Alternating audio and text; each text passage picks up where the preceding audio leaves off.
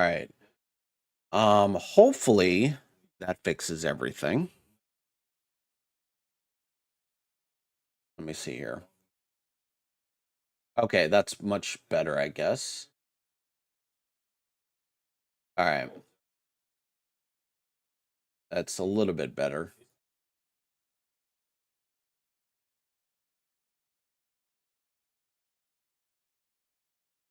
Yeah, yeah.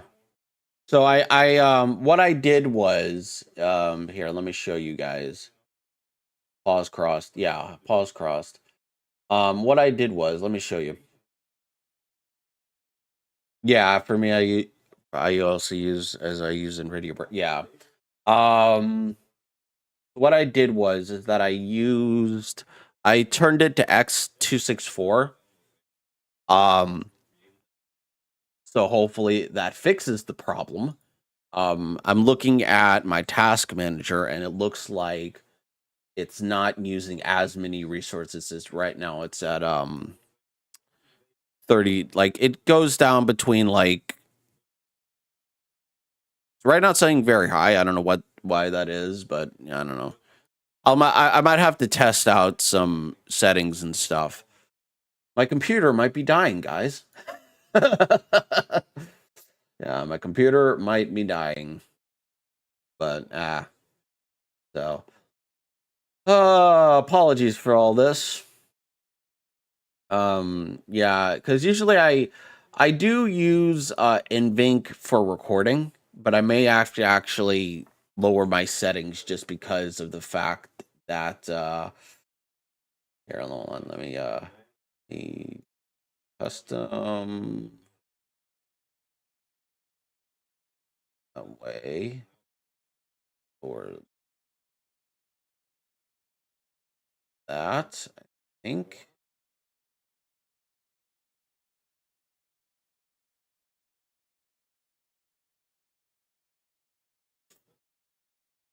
Now let me see how much power that uses.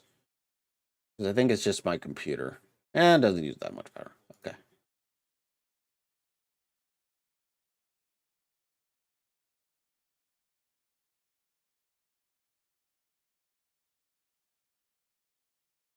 There we go. There we are.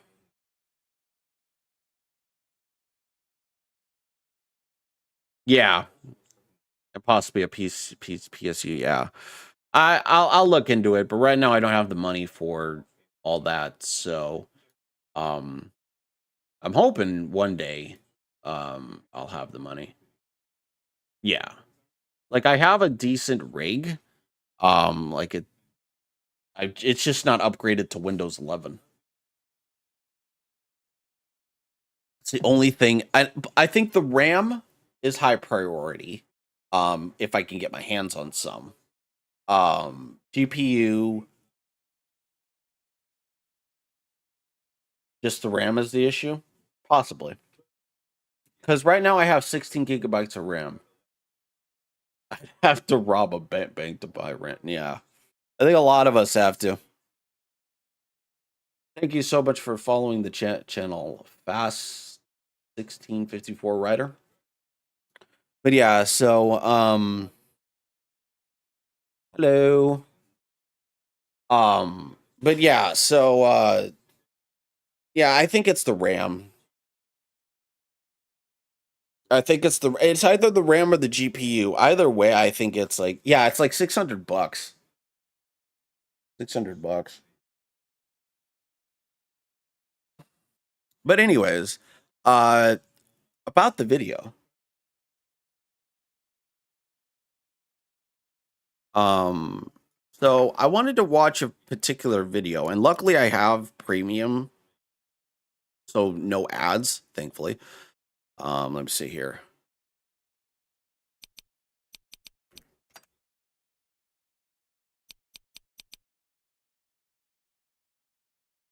So we made two versions of it. Let me see here.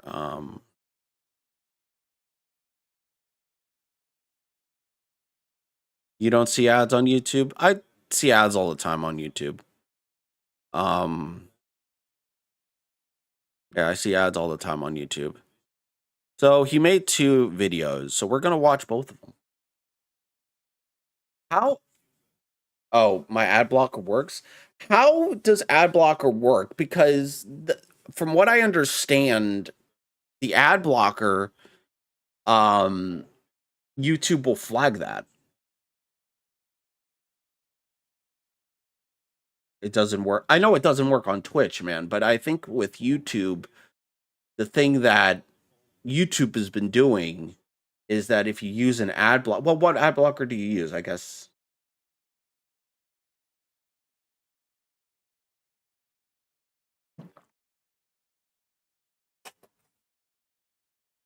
it's a built-in one. Anyways, let us react to some content. Let's react to this. But it's Jin Alpha Slang. Brave browser.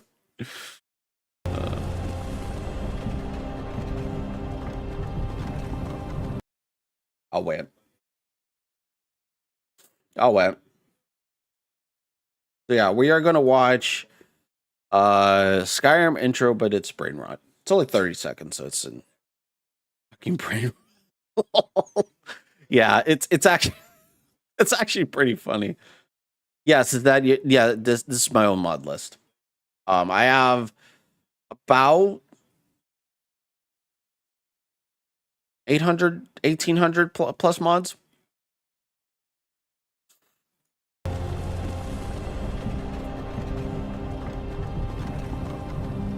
Hey, you're finally woke. You were trying to hop the border, right? Gridded right into that Imperial Mog, same as us. And that beta over there. Phantom, you stormcucks. Skibidi was fine until you rizzed along. Simpire was chill AF. If you weren't malding, I could have copped that whip and been halfway to Gunnerfell. The fact that I kind of know some of these things is scary. You there, you and me. We shouldn't be here for real on gods. It's these stormcucks the Simpire wants. We're all gooners and stepsisters and binds now, Rizzler. Quit yapping back there. And what's got bro down? Check your vibes. You're yapping at Ulfric Stormcuck, the true Short King. Short fucking Ulfric, the Sigma of Windhelm? You're the leader of the Rizbellion. But if they've copped you, on gods, where are they thug shaking us? That's just shit a lot. But Kaisinath awaits. No, this is Cap. This must be Cap. Hey, what goon cave are you from, Beta? Why you doxing me, Chud?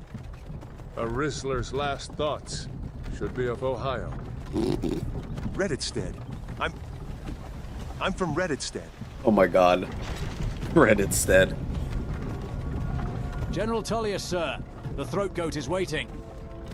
Based. Let's get this ratio. Oh my god. Am I just too old for this shit? Am I just too old for this shit? Or am I just crazy? Yes, drink after watching this.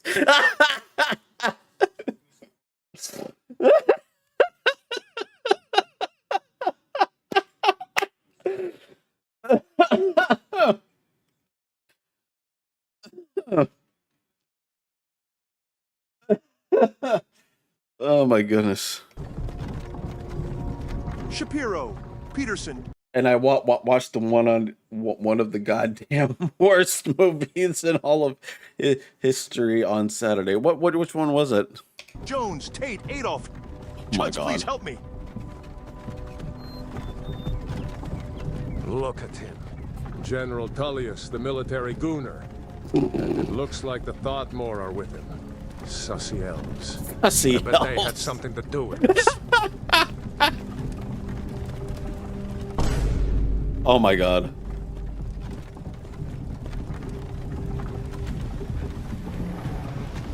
This is bussin'. I used to rizz up a gat from here. Wonder if Velod is still making that grimace shake with prime berries maxed in. Oh my god. Funny.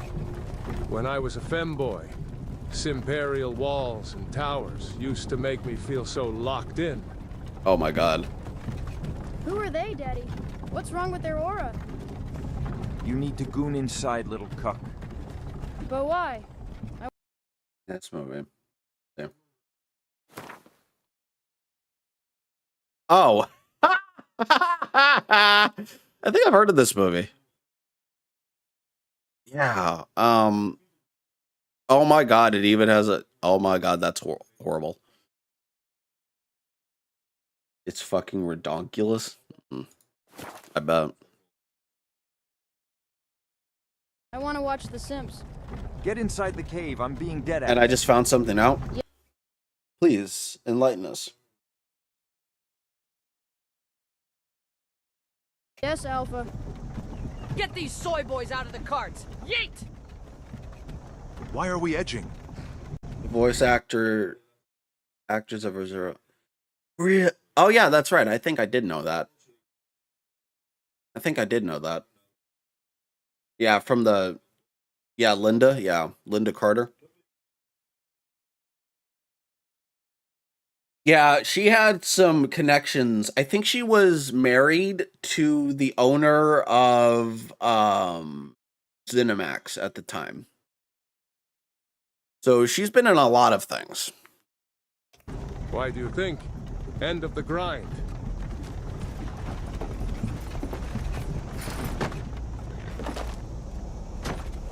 Let's go. Shouldn't keep the Chads waiting for us. No, stop! We're not betas. What about out of shock? With Yeah. some aura beta. You've got to tell them we weren't sussy. This is We weren't Cap. sussy. Gritty towards the block when we shill your OnlyFans. One at a time. Maybe. Simfire I don't know, loves man. Phantom lists. Ulfric Stormcuck, Sigma of Windhelm. It has been goated for real, Yeah. Sigma Ulfric. All right. I wanted to point something out, but I'll wait after the video. Faceloff of Glissywood. Rokir of Redditstead. No, I'm not sturdy. You can't do this for real. Deadass! You're not gonna joke me. Poggers! Ooh. Anyone else feel like edging? Wait, you there. Pull up. Okay, I'll pull up. Who You'll are like you? this, Hybrid. Fucking channel.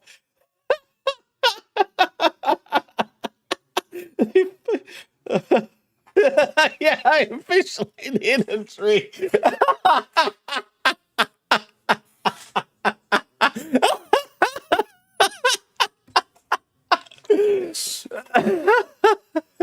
You get dark, Chad.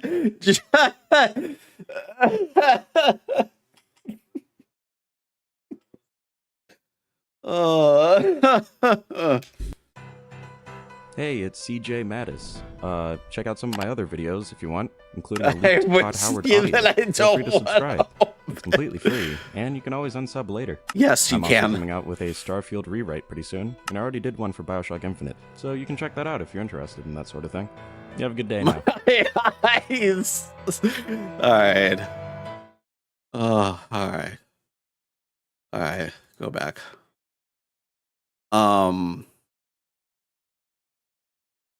Where's the other one? It's hard to come by. Nice. All right. We're gonna watch this one. May be appropriate for some users. This video is age restricted. Crap.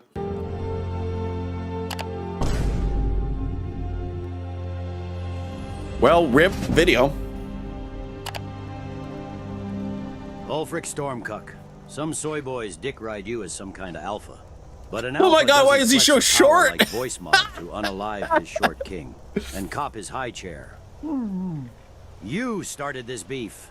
Plunge Skibidi into chaos. Like your damn And DMs, now lol. the Empire is going to put you on hold punishment.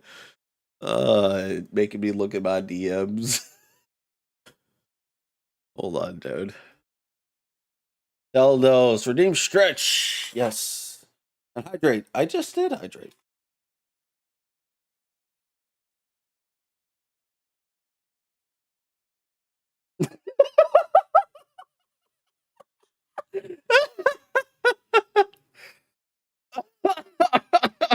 fucking diapering, man.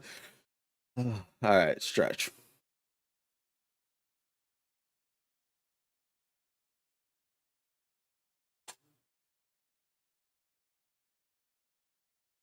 Oh.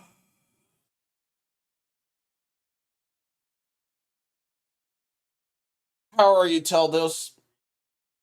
Oh. Hope you're well. Oh my goodness. What happened? Been an ass day. Oh, I'm sorry. And restore the ratio. Back in my day. What the Sigma? Ignore that obvious herald of the end times. Yes, sir, Daddy Tullius. Daddy Lock in, Bible Tullius. girl.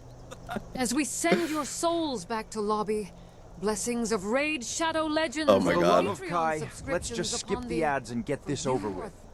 Oh no, was that El Riz? I practiced that in the mirror all morning, but okay.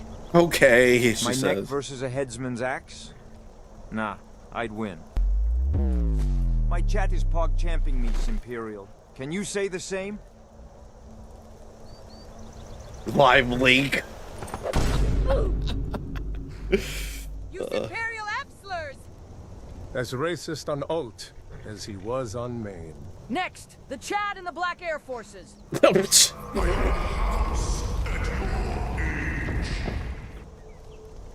Hurry this up.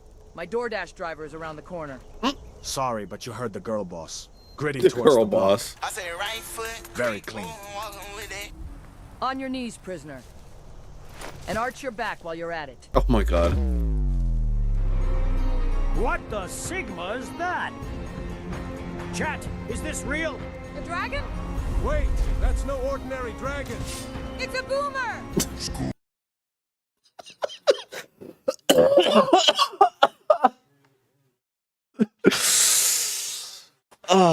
Am I just old? Am I just old that I'm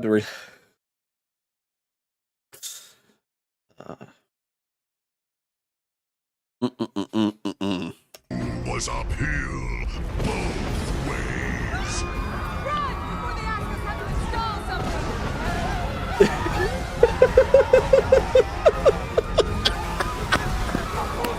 Quit sticking out your fiat, Chad Elf. We got the dip. hybrid? That thing was a boomer, no cap. I could peep the mothballs and the smell of lead paint. Thought they were all retired.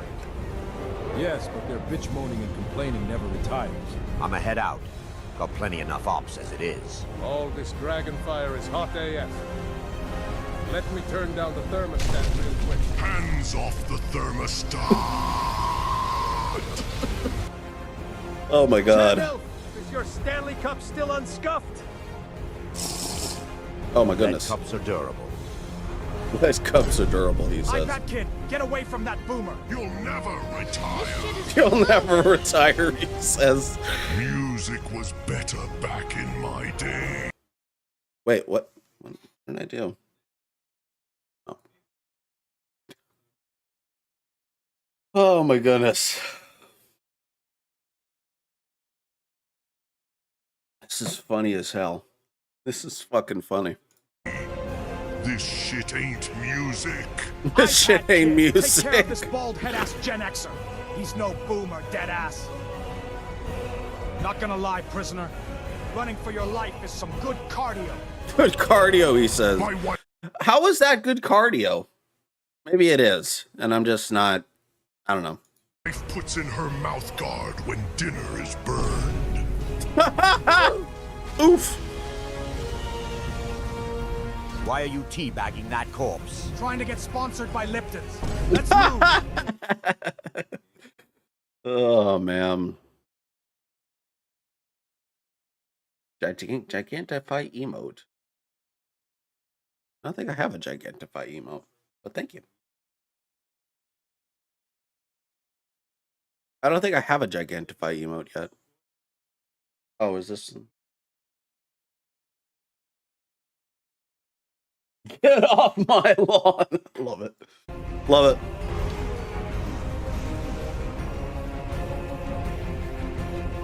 Damn my eyes. This boomer dragon is attacking Bussin. Oh my goodness. Face lock, you damn gooner! Out of my way! We're escaping, Chadvar. Fine. I hope that boomer takes you all to Ohio. To Ohio.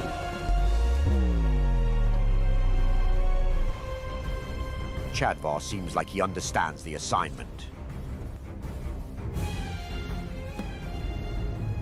Looks like we're the only Chads who locked in. Was that deadass a boomer for real? The siphons of Social Security? We've got to keep mewing. Siphons of Social Security. Cut that bracelet off. Now peep around for some shit to end their mewing streaks with. Lock in, bro. We could have hit the gym, but we finna hit these ops instead. Bitcoin.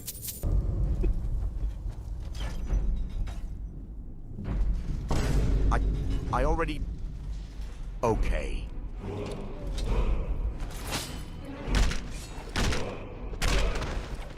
Run their pockets, Chad Elf. We can flip those size 9s on Marketplace. Men never cry. They get drunk and angry. Should we try rizzing them up? End of the grind! All right, fuck it, we ball.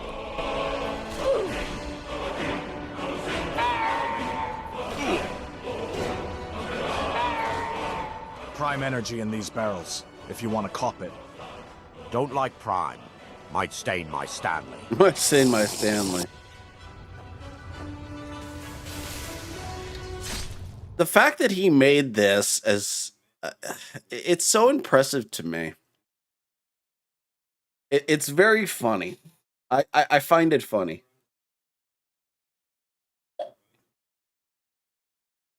Dommy torture chamber. Tommy torture. Wish we didn't have to have these. As long as it's consensual. As What long as... someone does What? with a spare hour is none of my business. Torture. Well, it very often isn't consensual. Based. If you want to free that cuck, try picking the lock to his cage. Seems simple enough. Almost got it.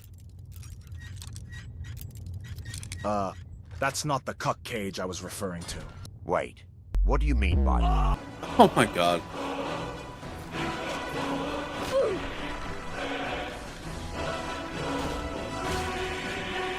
Wait, I'm pregnant!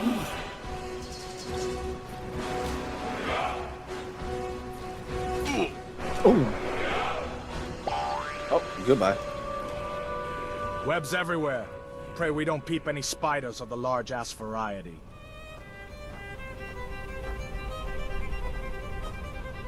Not gonna lie, I deadass thought there'd be a spider or two in here. Oh no. What's the question? What's the question? Chadvar, I don't think this stuff is webbing. Oh my god. It's a two-handed skill book for you? Impressive. We dungeon maxed, my guy. Why don't you do the honors? I bet.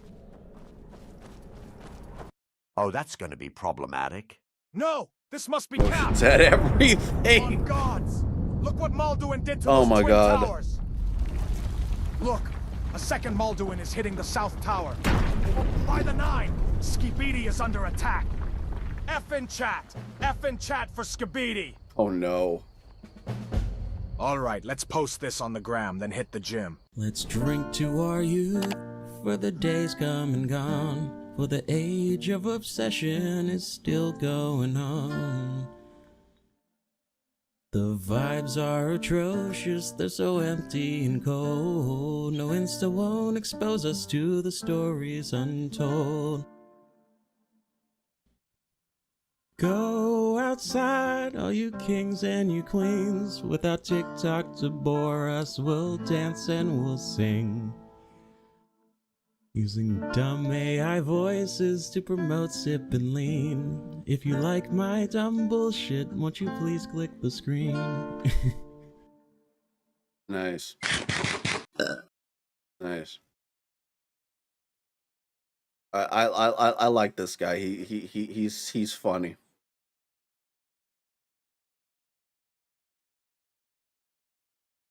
Yeah. When did he create this? This was 1 year ago. Start creating content. So he started creating content 6 years ago, back in 2020. But I think his videos really started to pop off a year ago.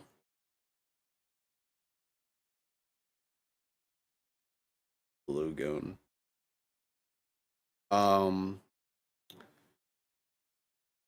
So I wanted to watch another video. If I can find it in my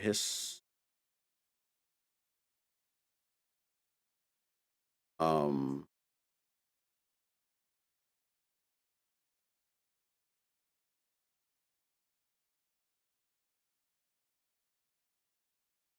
um where is it? So hold on. I know I have it somewhere.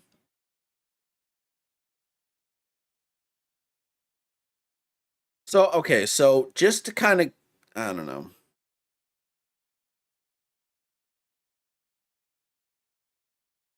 Where is it? A lot of shit in here. There we go. So we're gonna watch this. So Epic Nate is a channel that I watch on occasion. And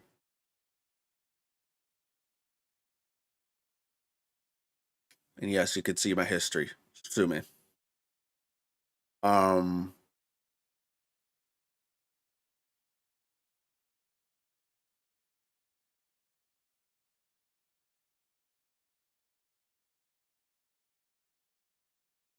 Yeah, he is. Hold on. There was, let me see if this was the channel. Why is no one thing working?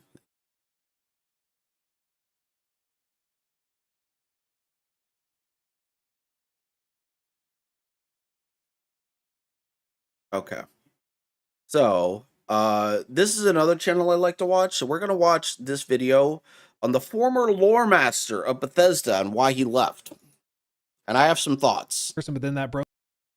I did not see this coming. PC Gamer, they just did an interview with the former lore master of Elder Scrolls. Now, it's no mystery that over the last few years, a lot of people that were pretty important to Bethesda. So before we get into it, I know we meme on Todd a lot, but what the former lore master, according to him, says, it's very interesting. Have left. We've looked at interviews from a lot of them. Like the one we reference all the time is Will Shen, who was the senior quest designer on Starfield, and he has done multiple talks and interviews talking about That's his the hating time. process and That's also so what that's changed within Bethesda over the years, because he worked on a lot of stuff back in the day, all the way forward through Starfield. And with this individual that we're going to be referring to today, he's a guy named Kurt Kurlman.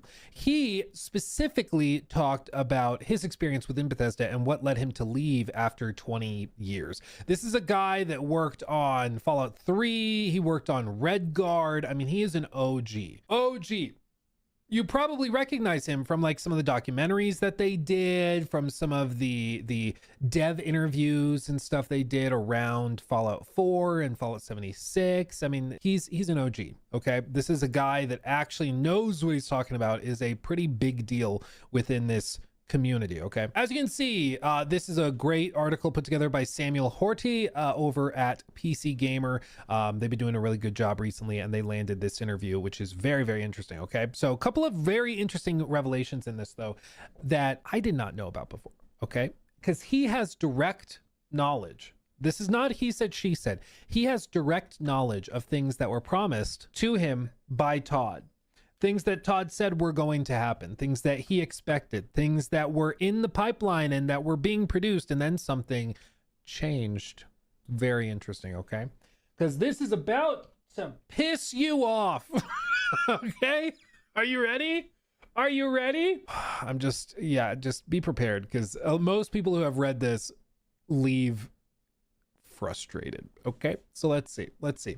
Kurt Kurlman, the longtime Elder Scrolls lore master, hasn't revealed why he left Bethesda in 2023 after more than 20 years until now. His departure didn't make headlines, but it rumbled those who know the series best. Michael Kirkbride, who worked alongside Kurlman on Morrowind and Oblivion, wrote at the time that, quote, Kurt was the best writer the Elder Scrolls ever had. His leaving will be the creative detriment of the Elder Scrolls 6. That's not great. Think about that for a moment. Do you think you have any faith in the Elder Scrolls 6 being any good after he left? I want your honest opinion on that.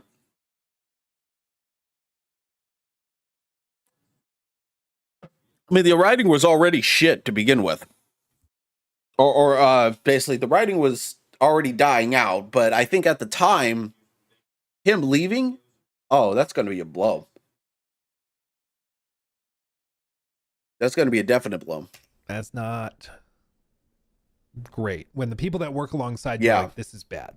This is bad. Especially because a common complaint is that Elder Scrolls and Fallout and Starfield, like the writing quality has been dropping. And now, like, according to the people that are working on these things, the best writer they've ever had left. Not great.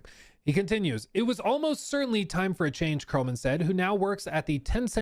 Modders will fix the lore, I guarantee it. But that shouldn't be the case, Hybrid. That should never be the case. It shouldn't have to be the case. Bethesda relies so heavily on modders nowadays. You know? It's ridiculous. You don't know what to think, Dark? We lost the best part of Bethesda. We've been losing that since Fallout 4, man. Cause like, well, he'll go into it, but yeah, we've been losing our way. Bethesda has been losing their way since Fallout 76. Okay, you know, just keep that in mind. Starfield wasn't great. Fallout 76 wasn't great at launch. And they still seem to think that Starfield is a good game, which it isn't. It really isn't. I bought it and never played it again. Or I bought it and never played it because of the shit that came out of it. Own studio, Lightspeed LA. What is this studio doing? Lightspeed LA. That sounds familiar. Let's see. Starfield is definitely a hit or miss. I play it here and there when I feel like it. And that's totally fine. That's totally fine. You know, I think that just for the vast majority of fans or people, Starfield was their first taste at Bethesda next to Oblivion. Yeah, I mean, okay, so here's the thing. I think they're going to remaster a lot of things. They're like, according to like sources and everything, they're going to remaster New Vegas, supposedly. They're going to be remastering Fallout 3.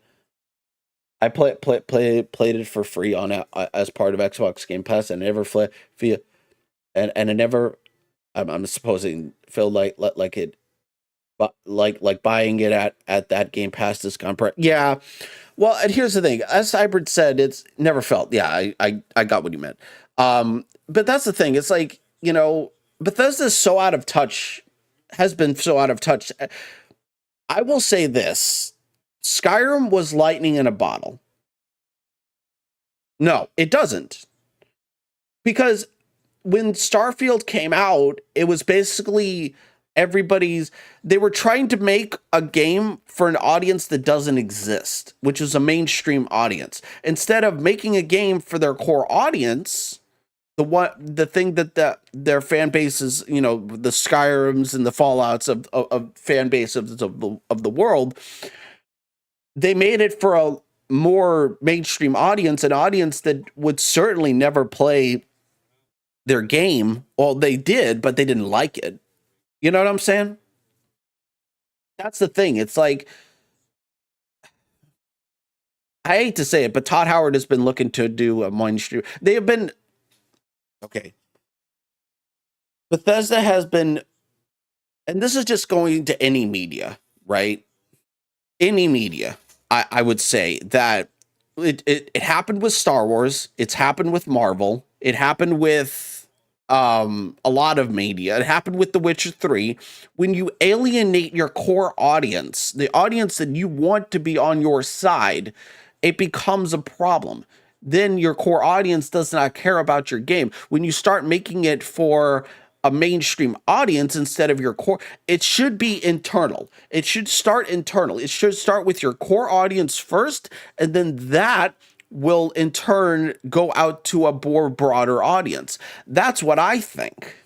Now, whether or not that's true or not, I think a lot of people feel the same way for a lot of video game companies. When you just go after the mainstream audience, you're not going to get very far. You're not going to get very far. When I believe in Remastered came out, everyone pretty much bought. Yeah, again, because people were familiar with it. But that's like a dime a dozen, right? Everybody was asking for an Oblivion Remastered for years, right? But the point is that I'm trying to make is that don't alienate your core audience. And again, Emil said it's like, hey, keep it simple, stupid. Don't antagonize, or I wouldn't say antagonize. Don't alienate us and think we're dumb and stupid. We just want a good game. Skyrim gave us that for many years, for 15 years up to this point.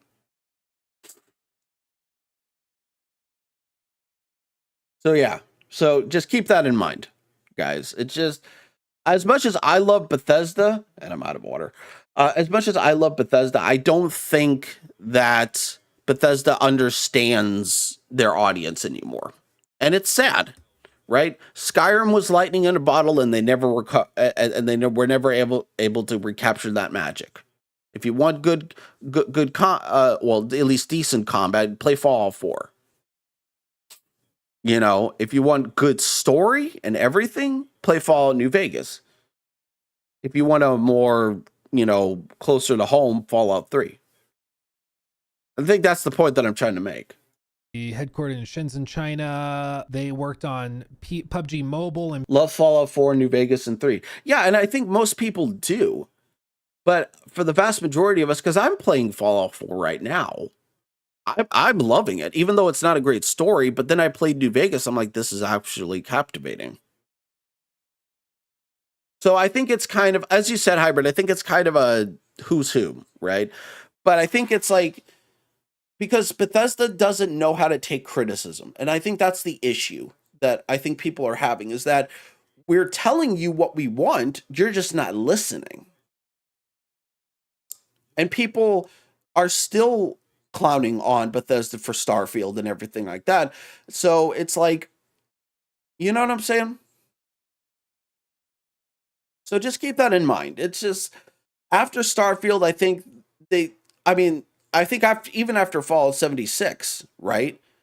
They think they think they're Rockstar, that they can just leave a game, that they could just make a game every 15 years or so. Yeah. After 76, they went down the drain. Exactly. Peacekeeper, Elite.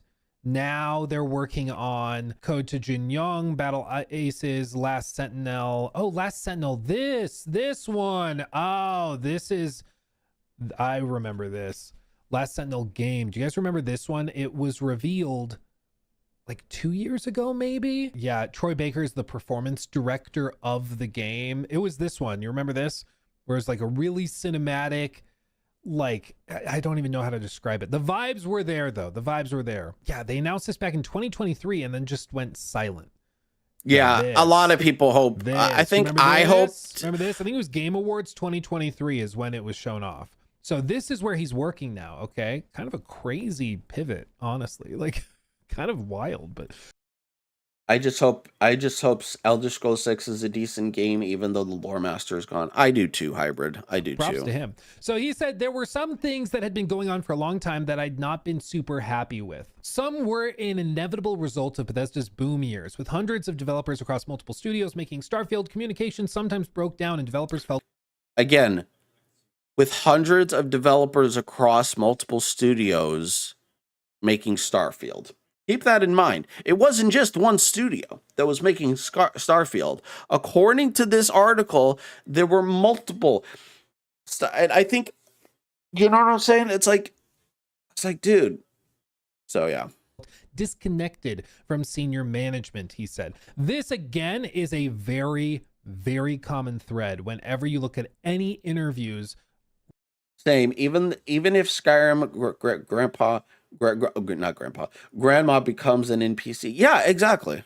Related to Bethesda. Are you talking Elder Scrolls 6? Yeah. Starfield. It's a very, very common thing. Again, there were multiple moments where Will Shen, when he talked in this GDC presentation, he talked about, this is him, he talked about how he would go and see Todd maybe once a week. This is senior quest designer, and he saw Todd like...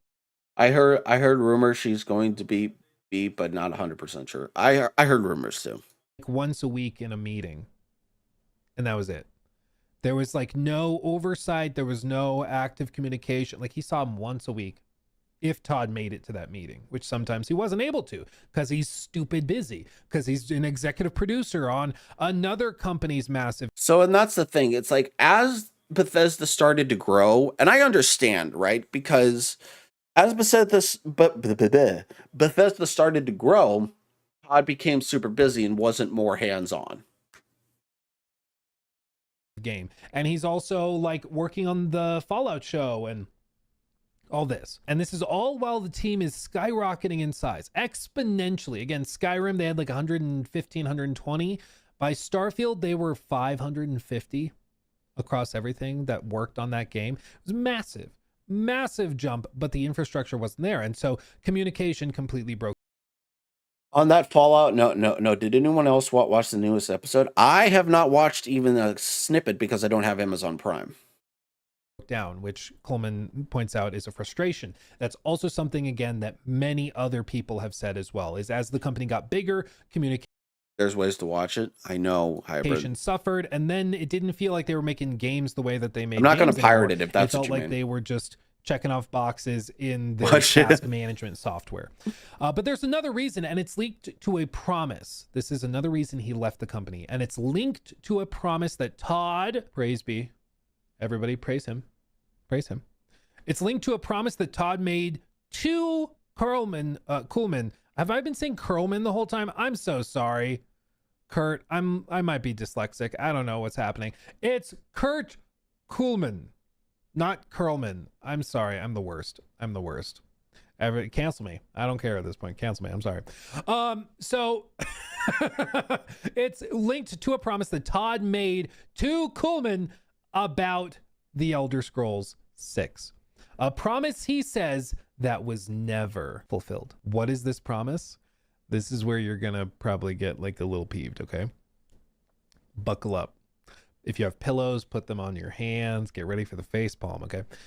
Kuhlman's tenure at Bethesda was split in two. As a junior designer in 1996 and 1997, he worked on Elder Scrolls 2 Daggerfall and Elder Scrolls Adventures Redguard, and pre-production on Morrowind. He returned... This is true, Hybrid. Very true. Yeah, whatever the saying is. Earned in 2003 and was involved in every major Bethesda game after that point, including as co-lead designer on Skyrim and as a lead systems designer on Starfield. That's where you might recognize him from some of those like documentaries and stuff, like these videos, which largely are from like Starfield promotional stuff. It's why I'm going to try to buy all my games on GOG. Yeah. He goes on. He became the Elder Scrolls lore master because of his longevity at the studio and his shaping of Tamriel's history. When ZeniMax Online Studios began making the Elder Scrolls Online, Kuhlman was assigned to field lore questions. He's literally the person they put in charge of the lore. He was the guy. Over his 2-decade second run, Bethesda ballooned and its culture changed, he says, particularly after Skyrim. In the early days, it was a close group of developers, including Todd Howard, in a basement office making decisions and eating in the canteen together, he says. But new offices opened and other studios were founded or were folded media, including Battlecry Studios and Escalation, both in 2018. ZeniMax was itself bought by Microsoft in 2021. These would, of course, become, I believe, Bethesda Game Studios Austin, and Escalation, I believe, was Montreal. I think Escalation Studios, no, they are Dallas. That's it, they're Dallas. Okay, so Montreal is a separate thing, but yeah, those two studios, Battlecry and Escalation, were Austin and Dallas, I believe. ZeniMax itself was bought by Microsoft in 2021. By the time Starfield shipped in 2023, quote, it's 4 remote studios all working together on a game. When you get to that size, you can't have people just popping into Todd Howard's office to chat about a design point. He's not having lunch with everybody. It's very different when it's 400 people, 4 big studios, big business, and Microsoft is now involved. Size brought problems. Decisions that on Oblivion would have been made on the spot after a face-to-face conversation. And that's another thing, right? It's like it's very different when it's a big studio. Obviously, you can see it, right? Right, and yeah, so when you get to that size, you don't have people just popping into Todd Howard's office to chat about a design point. He's not having lunch with everybody. It's very different when it's 400 people, 4 studios, big business, and Microsoft is now involved. That is a good point, because when Skyrim was made, it was like, I think he said, yeah, it was like about 100 to 120 people. It was not a big studio. And I think it was just a bunch of people in a fucking basement, essentially. You know, and as it got bigger, it became a problem to, you know, even get a hold of Todd, which I get it, you know? And the size brought problems. Decisions that on Oblivion would have been on the spot after a face-to-face conversation were instead filtered through layers of management. Sometimes developers could not even work out who made those decisions. Kudos to the guy working on the Severance game at Phasmophobia Alternative. He's working on it. Yeah, that's the thing.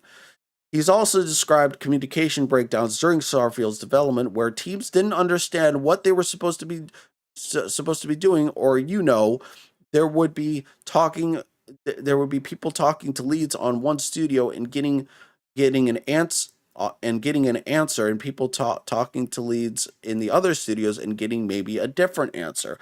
Also, the fact that the people that came in, right? This is another thing that you got to keep in mind. The people that came in didn't know how to use the creation kit. And the leads, instead of actually doing their job, had to literally, I can't remember who it was, but it was like, basically, I think it was something along the lines of the overall aspect that he was making video tutorials on how to use the creation kit, creation engine, in order for people to understand it.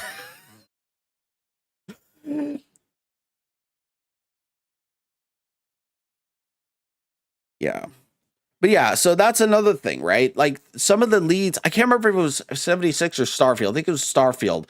But essentially it was like, hey, by the way, I don't know how to do this. I was like, okay, fine. I'll make a tutorial on how to use the creation engine and everything like that. Which, again, it goes back to the communications thing breaking down. Were instead filtered through layers of management. Sometimes developers couldn't even work out who had made those decisions, Kuhlman says. He also describes communication breakdowns during Starfield's development, where teams didn't understand what they were supposed to be doing. Quote, or, there would be people talking to the leads in one studio and getting an answer, and people talking to the leads in the other studio and getting maybe a different answer. Kind of a problem. This is why, honestly, it's kind of amazing that any studio that gets over like 300 people is able to put a game together at all. Honestly, I find it baffling and amazing. It's kind of incredible. You look at GPG Rockstar, would be 100% which shut is down. thousands of people. You look at some of these games like Assassin's Creed, where it's also hundreds and hundreds of developers. If you count everybody doing support work, it's thousands. Like, the fact that any of these games get put together at all is kind of amazing. It's just remarkable because there's so much like management over tasks and duties that it's just baffling that, again, they're able to get anything done at all. But that's why you need infrastructure, you need processes, you need to have directors that you can put at those satellite studios who you know are going to all be working on the same thing and completing the same vision, right? It's very difficult.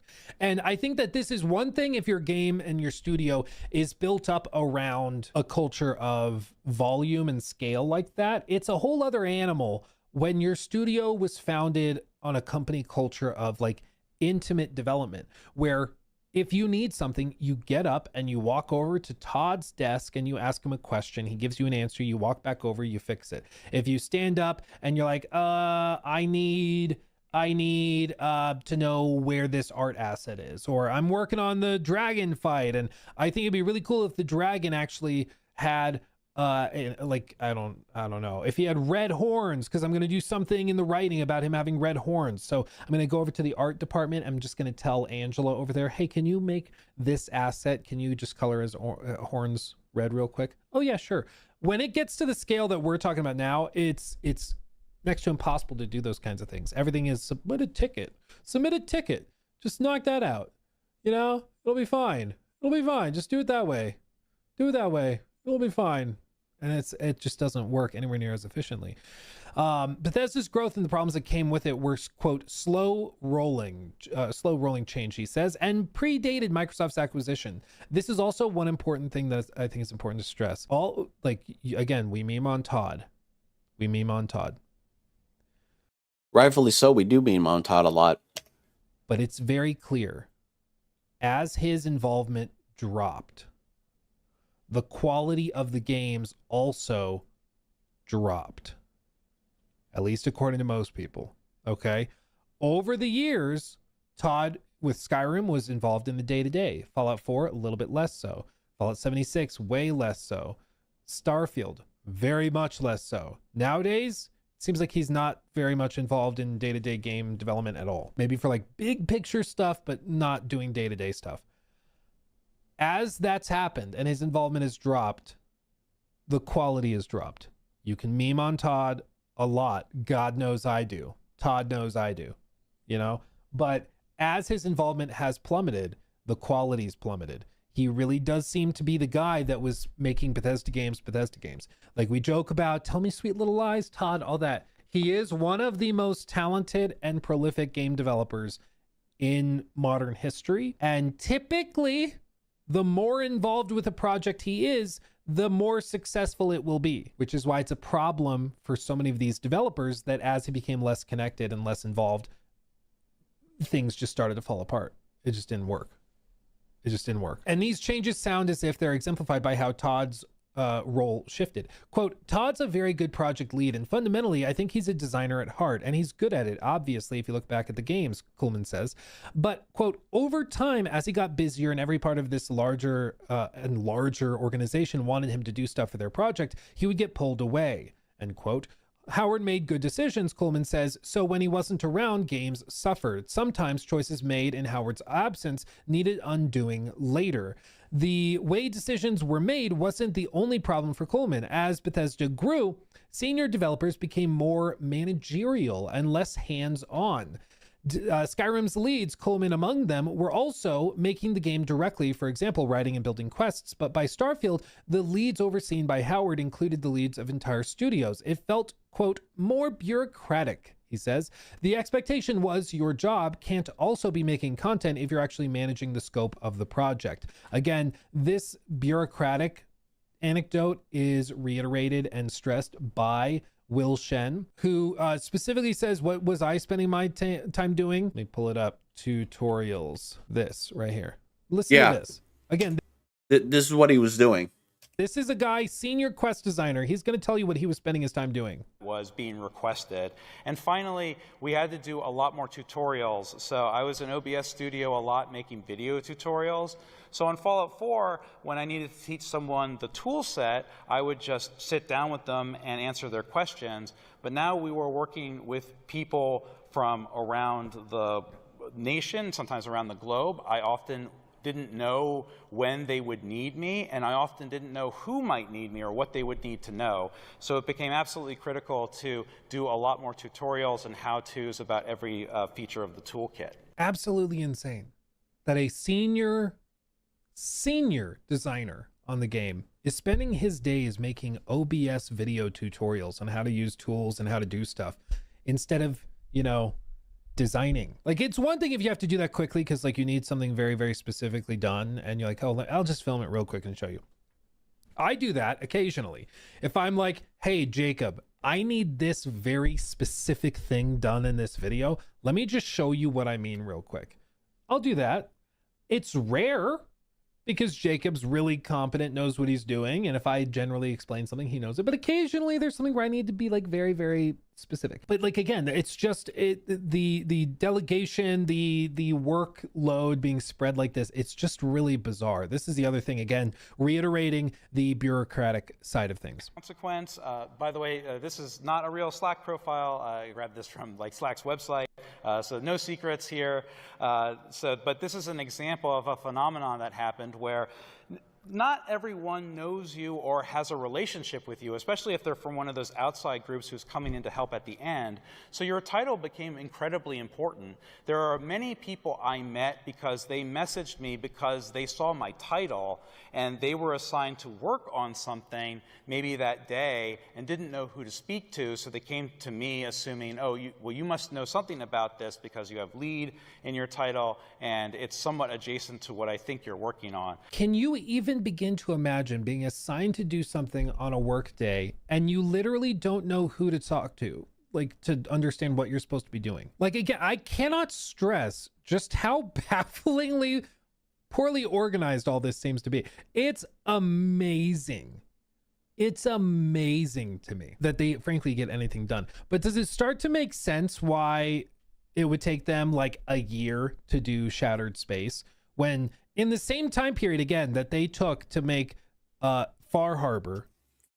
I'd like to stay up and listen more of this, guys. Okay, hybrid or not hybrid, Darklight.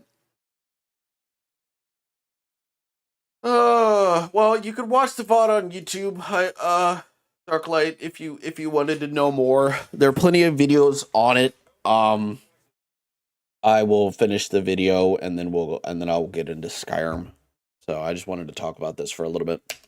Nuka World, all of the other smaller DLC, like the ones for base building, all of those, they did all of that for Fallout 4 in the same time period it took them to make Shattered Space. Like, does this make sense, right? This starts to explain it. This is why, again, playing defense over this is just kind of stupid, because this is clearly insane.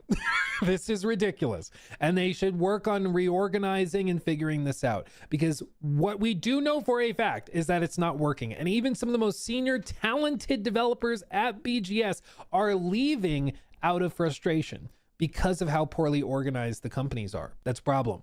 And you should figure it out and work on it. But seemingly none of that's happened, because as more people leave, these stories keep coming out that is just more and more of this. I've told you guys, I've spoken to people that work at BGS right now, and all this is still very much the case. Like, yeah, no, it's just, they said, honestly, it's, one guy told me, it's like, honestly, the job's pretty cushy because some days we just don't do anything. I was like, you know what? Fair. And frankly, I believe you. Anyway, continuing. Let's see. Okay, read that one. He doesn't believe this setup is necessarily wrong and says it's perhaps inevitable as studios grow. He enjoyed leading other people but preferred designing. Quote, I didn't want to work that way because I like making games and being hands-on, he said. It hadn't gotten to a scale beyond where I was really enjoying, or it had gotten to a scale beyond where I was really enjoying working in that environment. He continues, but what of Todd's promise? What of Todd's promise? Again, get ready. Get ready. Coleman says that after Skyrim, Howard verbally promised him the lead design role on The Elder Scrolls 6. This is after Skyrim, probably circa 20. How heartbroken must you be when you're told no, but you were verbally promised by Todd that you would have the lead design for Elder Scrolls 6 because you're one of the OGs. How fucking heartbreaking is that? And how frustrating must that be? You know, how frustrating must that be? It's ridiculous. 2012, okay? Which was promised to be the next project after Fallout 4. So circa 2012, late 2011, he was promised to be the lead on Elder Scrolls 6 after Fallout 4. He says, quote, "Of course, after Fallout 4, we didn't go to the Elder Scrolls 6. We made Fallout 76. And then, even then, we didn't make the Elder Scrolls 6. We made Starfield, which became this extremely long project compared to the other ones. So from my point of view, I've been waiting like 11 years to be the lead on the Elder Scrolls 6.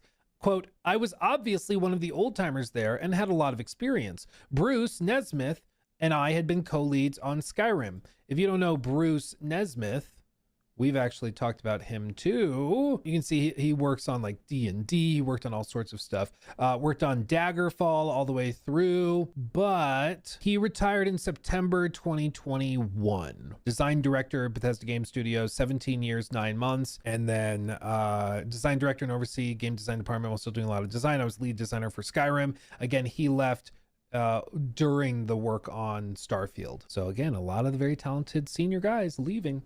He says, I was obviously one of the old timers there and had a lot of experience. Bruce Nesmith and I had been co-leads on Skyrim. I think most people would call it a successful project. That's one way of putting it.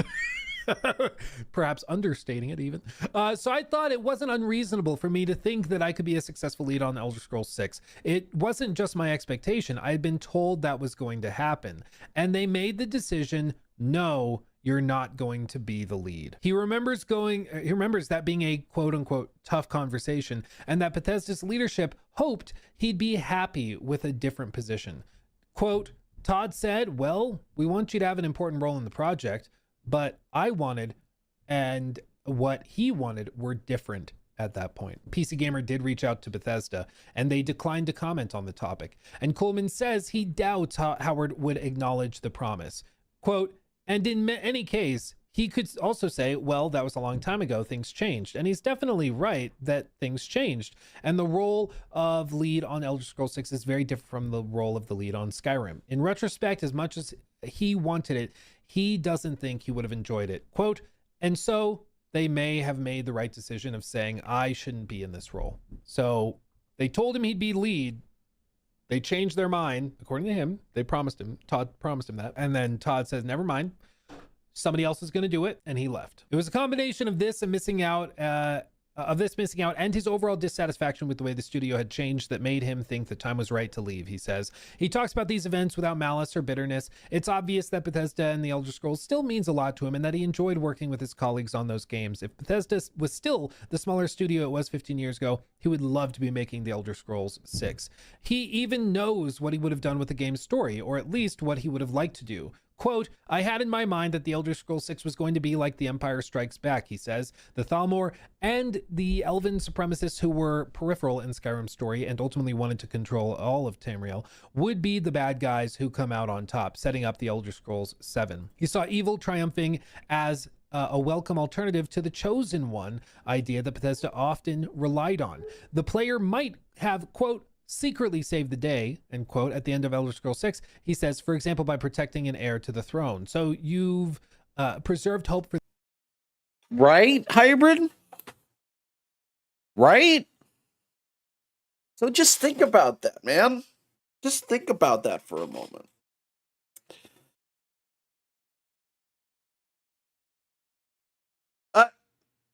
Let me fight the fucking Thalmor.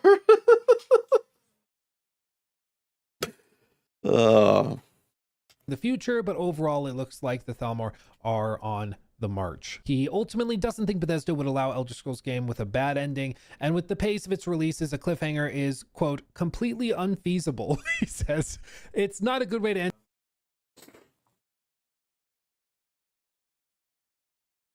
Bruh. I guess an ad break is starting.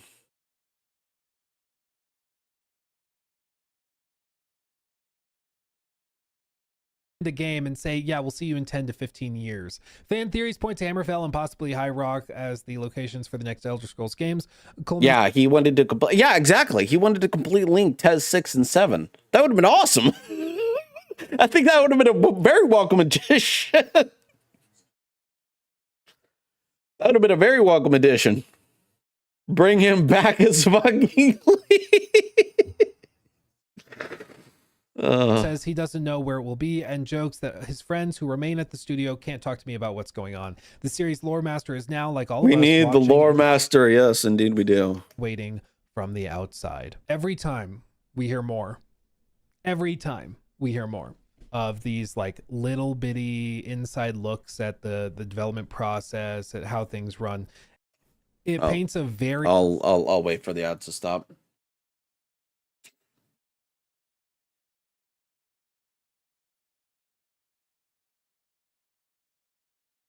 But yeah, I do agree with you, Hybrid. It's just so fucking ridiculous, man. How Bethesda's just mismanaging everything.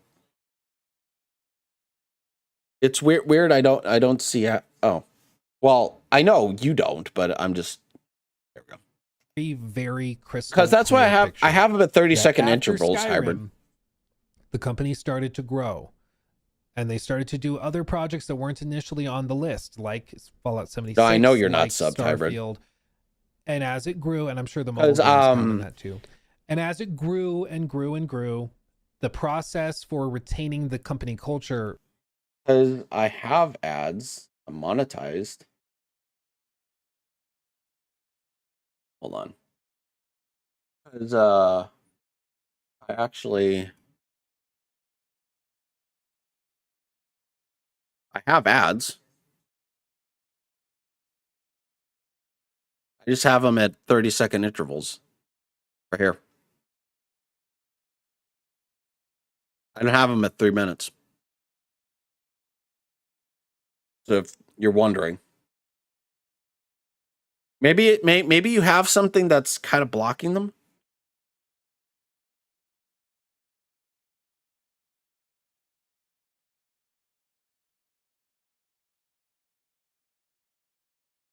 I see ads everywhere, he says.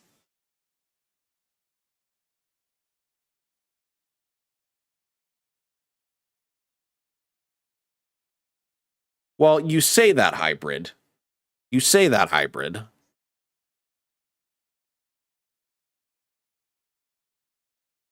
You sure it doesn't work on Twitch? Because an ad block is an ad block. Because an ad block is an ad block. Because when I used ad blocker, I didn't get a single ad on Twitch. I don't know. I have no idea.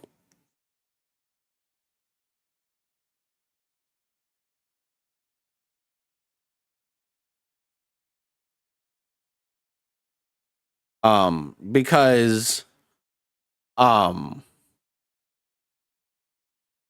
yeah, because I have ads. You know, I have ads. I was over at Warg Steaks channel and my sum ended today on ads. Oh, okay. I don't know then. Maybe Twitch is just being twitchy, Hybrid. Okay, so here's the thing. Here's what I will say.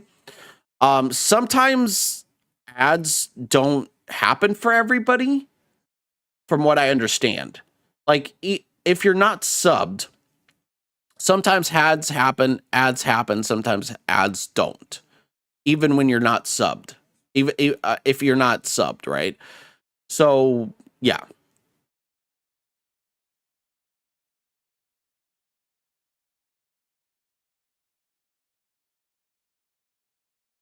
Yep, I got bits from Teldos. Thank you, Teldos. I don't have any notifications, Hybrid, so yeah. I got a gigant. Oh, I just seen. Yeah. Yeah, he gigantified an emote. Yeah, he gigantified an emote.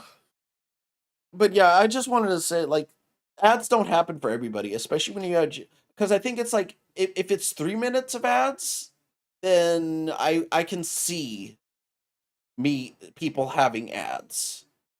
But if it's just 30 seconds, I don't think it happens for everybody. Anyways, let's continue, shall we?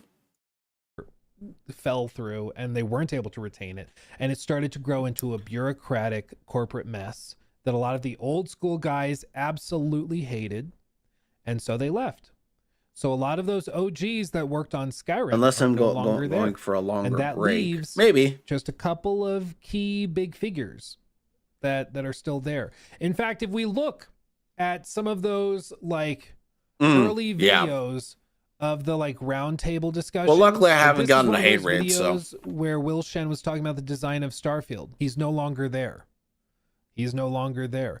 There were some of these like roundtable discussions where he was talking about like, you know, Todd's there. Todd's not super involved in the day-to-day. Where Emil's there.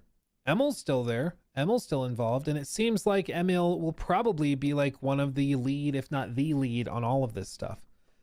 And you guys know how I feel about that.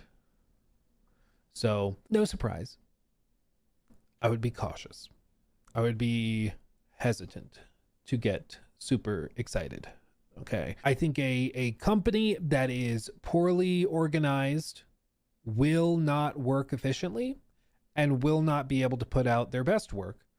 And it's sort of like a bottleneck on quality if organization and process is poorly organized and is not working properly. There's only so much you can do. You can have the world's best developers, as I think you had in many cases, like some of the best open world designers and best RPG designers in the world working on Cyberpunk 2077. But their processes were so god awful in the lead up to that game's launch that it was a disaster. It was a dumpster fire when it launched because they didn't know who was talking to who, and this was getting fixed by this person, but then that broke this other thing. And they had to reorganize completely and untangle the web that was their company's hierarchy and that's another thing, right? When Cyberpunk happened, I think he's talking about Cyberpunk. I don't know. But Cyberpunk is another example. When Cyberpunk first launched, how bad was it? It was really bad, right? So what did they do? They untangled everything. They looked at, and this is another thing that I don't like about Bethesda, is that they don't handle criticism very well. But what CDPR did, they took the criticism and said, okay, we're just going to untangle all this mess, you know, and make a better game. The day about Cyberpunk, they sent a huge update to fix this. Yeah, that's what I'm saying. They handled criticism well. They looked at the criticism, right? They looked at the criticism and they said, okay, this can't happen. First of all, we hear you, we see you, we hear you. We're gonna fix this. They spent months on getting it working. Yeah, exactly. Teams, and when they did that, all of a sudden it worked. All of a sudden the company like was able to put out Phantom Liberty, and it was like a triumph to show, no, we still have it. We just had to figure out how to get this type of thing done, and it worked. As far as I can tell, Bethesda has not had that Cyberpunk moment of we need to change, we need to reorganize. And that's a thing. That's another thing. Bethesda has not had. I think if Elder Scrolls 6 comes out and it is as bad as Cyberpunk, heaven forbid it is as bad as Cyberpunk, they will have to change. They will have to do something. I'm not I mean, and look at what Marmon 84. Oh yeah, I believe TED 6 will be fully built around paid. Yes, exactly. paid mods, and we'll kill the game cut because that will be yes, exactly. Yes, and that's another fucking paid mods. Exactly, Hybrid. Thank you. I didn't see that before, but yes, outside with fixes by selling fixes to outside. Yes. Oh my god. Guys, we need to adjust because I think they've done just good enough. Me being a modder, I don't. Oh my god, I cannot speak. Me being a modder, I don't give a fuck if I get paid for making mod. Yes, because it's free. It should be free and has always been free. Yeah, you do it for the fuck of it, Hybrid. I understand that. For so long that they consider it passing. And I think that's the thing with Starfield, is that it wasn't a disaster. Some people make it out like it was this total absolute dumpster fire. We joke about it. More than anything, Starfield was just meh. It was just kind of mediocre, which was frustrating considering the time they had spent on it. It was kind of unimaginative and just bland and boring. That's really what it was at the end of the day. And that's another thing. People do it because they love it. They don't do it because they want to get paid. That's it. That's it. No ifs, ands, or buts. Day. But that's not the same as what happened with Cyberpunk. That's why people loved Morrowind modding so much. That's why people loved Oblivion modding so much. That's why people love Skyrim modding so much. Yeah, exactly. The money would be a bonus. I don't know. AHST? What?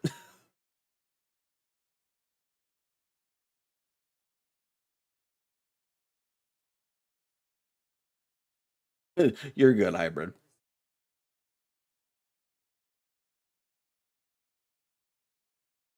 Yeah, what were you trying to say? Because I can't.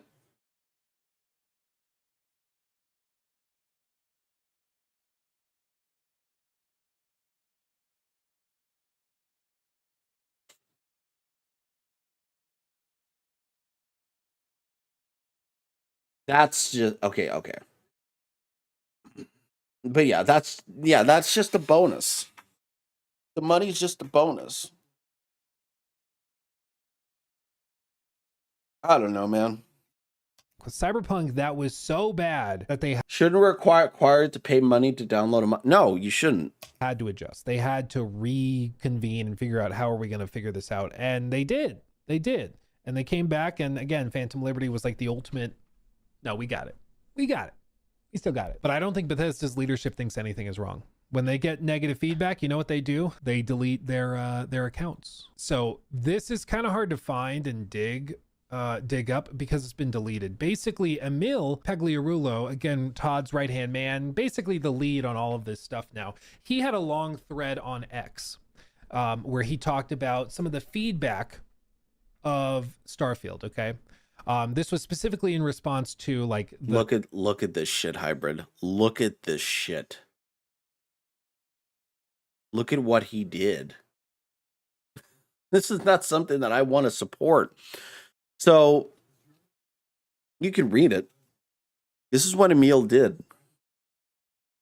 He went on X and just threw a hissy fit.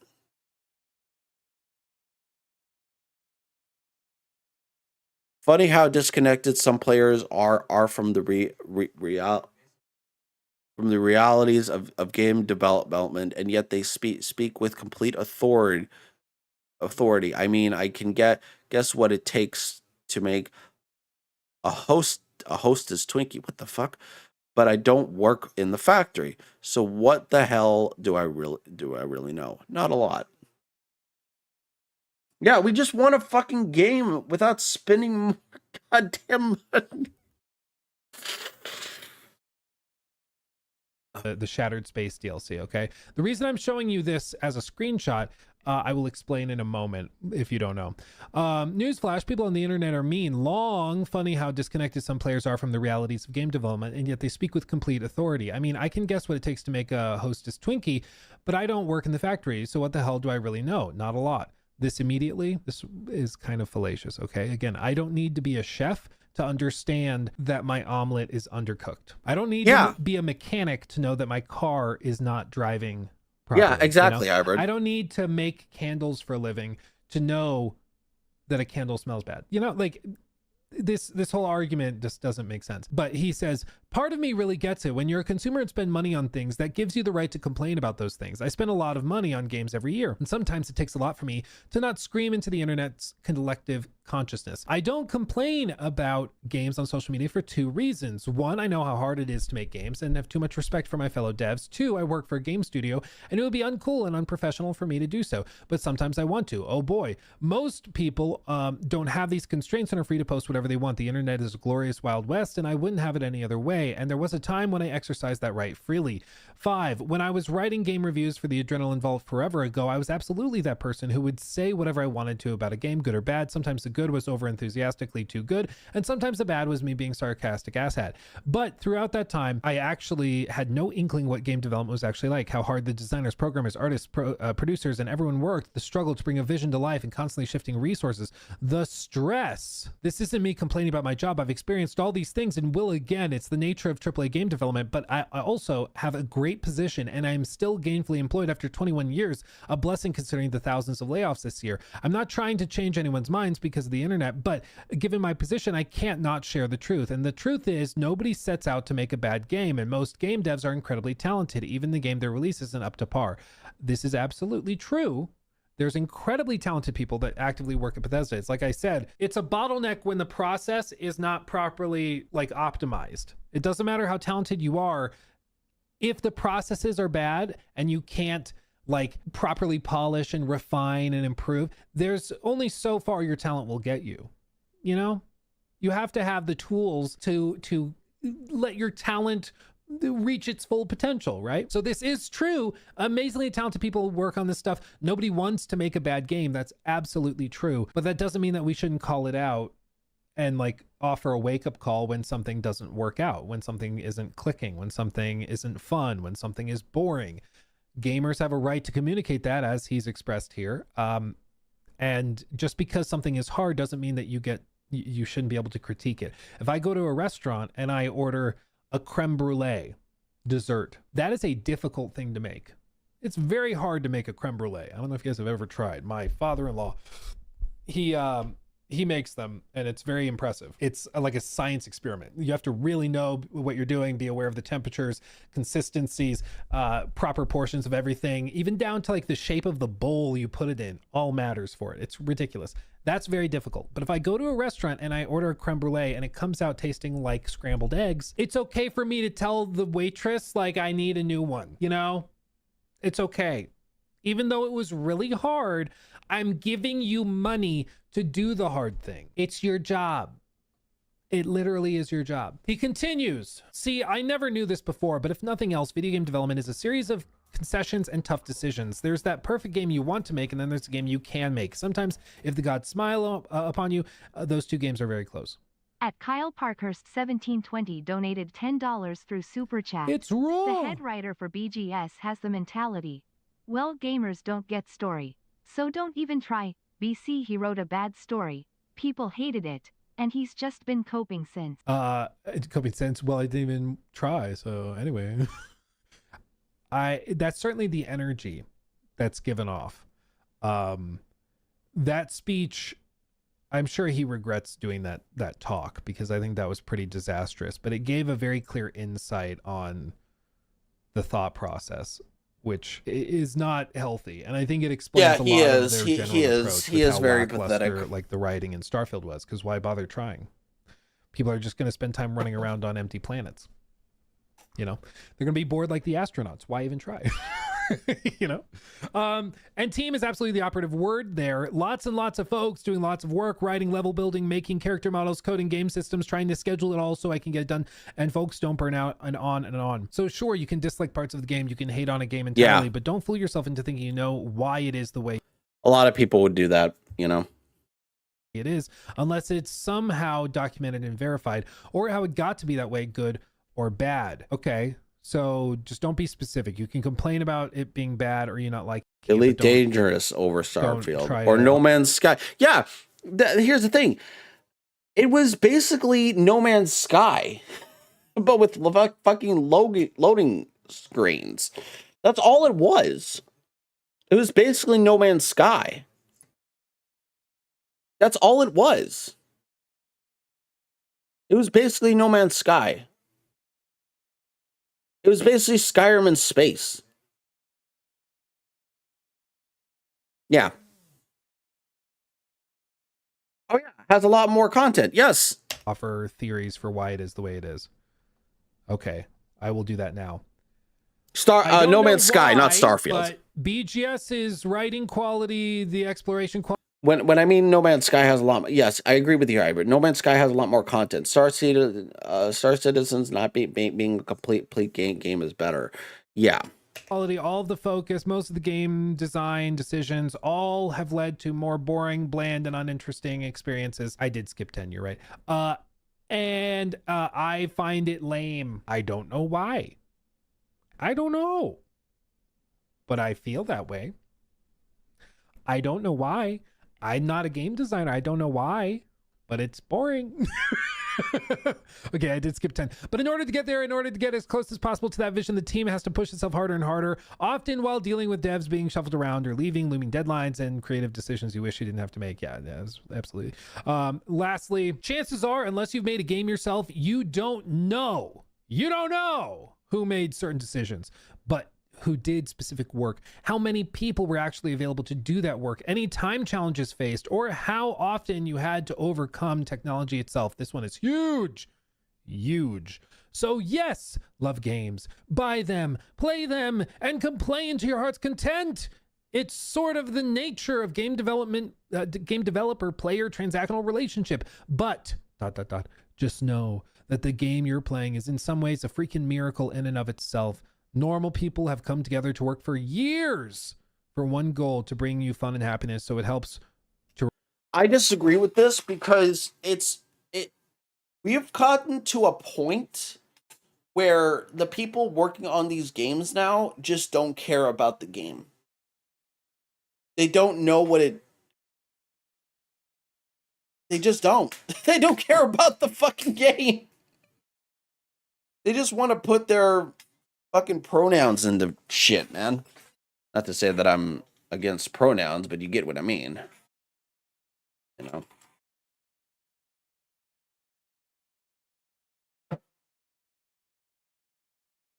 We need old EA and Ubisoft back. Again, I don't think we are. Because again, the same shit is happening that is happening over to Bethesda. People don't care about the fucking games. They want to make the big bucks. It's all about the fucking money at the end of the day. But they're making games for an audience that that does not and has not existed ever. Okay, this is my understanding, right? And maybe you can kind of get this. People made games for guys that sometimes women like. Sometimes it was kind of the, an opposite effect, right? And look, I understand there are games that are for women. I get that wholeheartedly, right? But when you play Gears of War and, a bunch of other games and everything like that, my understanding is that then they started making games for people that nobody liked, right? That's the problem that I think we're having right now, that people are making games for people that nobody cares about. And I think that's where Ubisoft is having a problem, EA is having a problem, Bethesda is having a problem, right? I will say this, I'll say this still in blue in the face. When they made Starfield, they made it for an audience that it was their first taste of a Bethesda game. And they hated it. They absolutely hated it. They didn't like it. They didn't care for it. So when you make a game, again, I go back to look at Santa Monica games. Exactly. They made 6 damn good. They make 6 damn good games, and six games, and all they and all they are amazing. Yes, exactly. So you have studios that know their audience, right? FromSoft, right? FromSoft is a perfect example of this. It know what it is. It know what it wants. It know what it From Software is one of those other companies that have, yes, the God of War series. It knows what it is and what it isn't. It doesn't make games. You are playing a game. You are playing a game with a guy with the protagonist that kills gods. That's literally the plot. You know? Like the Gears of War series, very, very much a game series. Yeah, God of War 21 and yeah, again, the point that I'm trying to make is there are some companies out there that knows what it wants and knows what it is and knows what it isn't. And that's when you have the perfect combination. When you have a company that has all of those things, you'll have your perfect one. God of War, trying to think of other companies. FromSoft, as you said, Hybrid, Santa Monica Games. There are plenty of studios out there that knows what it is and knows what it isn't. But at the end of the day, you have, and again, it's mostly the AAA studios. I'm not saying, I don't know if Santa Monica is a AAA studio. I don't know. But I don't know. I can't wait to see Santa Monica has in store for the next. Yeah, again, yeah. But yeah, like I don't want, like, I'm not against pronouns. I'm not one of those guys, but I don't want them in my fucking game. Get that shit out of here. Next God of War. I'm gonna need a PS5. You might wait till the PS6, man, if you can afford it. Anyways, remember that, and them. Smiley face. And look, if nerd anyone's watching this VOD and they want to give me hate, it's like, dude, I don't care, right? I just don't want pronouns in my fucking games, man. That's pretty much it. Glasses, face, and heart. True. Most things in modern society are low-key a miracle. And yes, I'm one of those people. Coffee I've been sipping on is low-key a miracle. The fact that not only did you figure out how to manufacture plastic, the dyes that go onto the cup to brand it, but also like the coffee beans have been sourced from around. And again, I look back to the Star Wars stuff, right? The Star Wars stuff, the Marvel. It got to a point where I'm like, you're just making shit that nobody cares about. What happened to the Marvel I think after Marvel Endgame, and I think a lot of people feel this way, after Marvel Endgame, Avengers Endgame, right? It just went so downhill. I really do hope that Avengers Doomsday is really good. But I think a lot of people are hesitant with how many flops the fucking Disney had with fucking Marvel for over 5 years. Yeah. Because I guess a lot of actors are returning. Sorry, I got something stuck in my nose.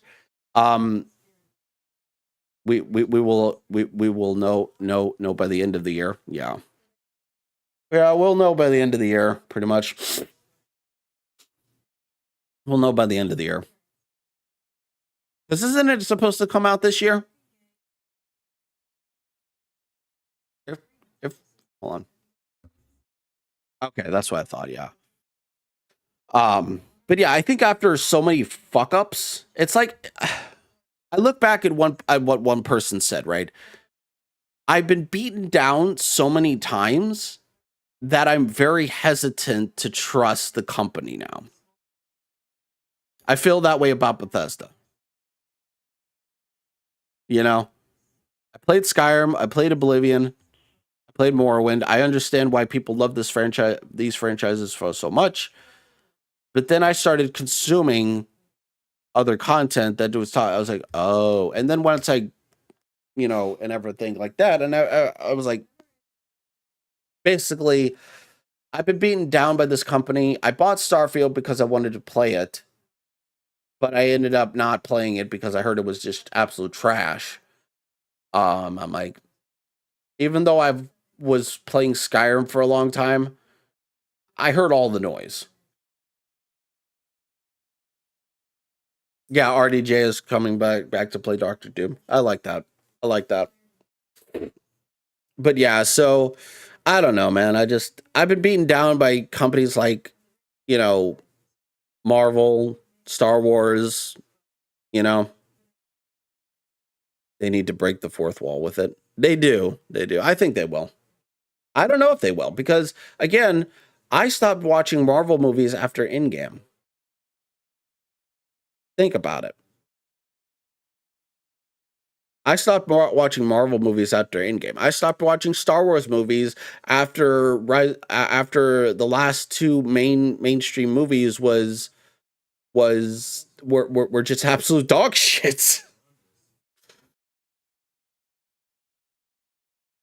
because he is,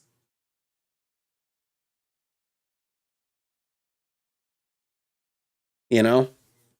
Why does Doctor Doom look like Tony Stark? Because what do you mean? What do you mean? What do you mean? What do you mean? Why? What? I don't know. Yeah, just to bring Deadpool to say something like that. I don't know, man.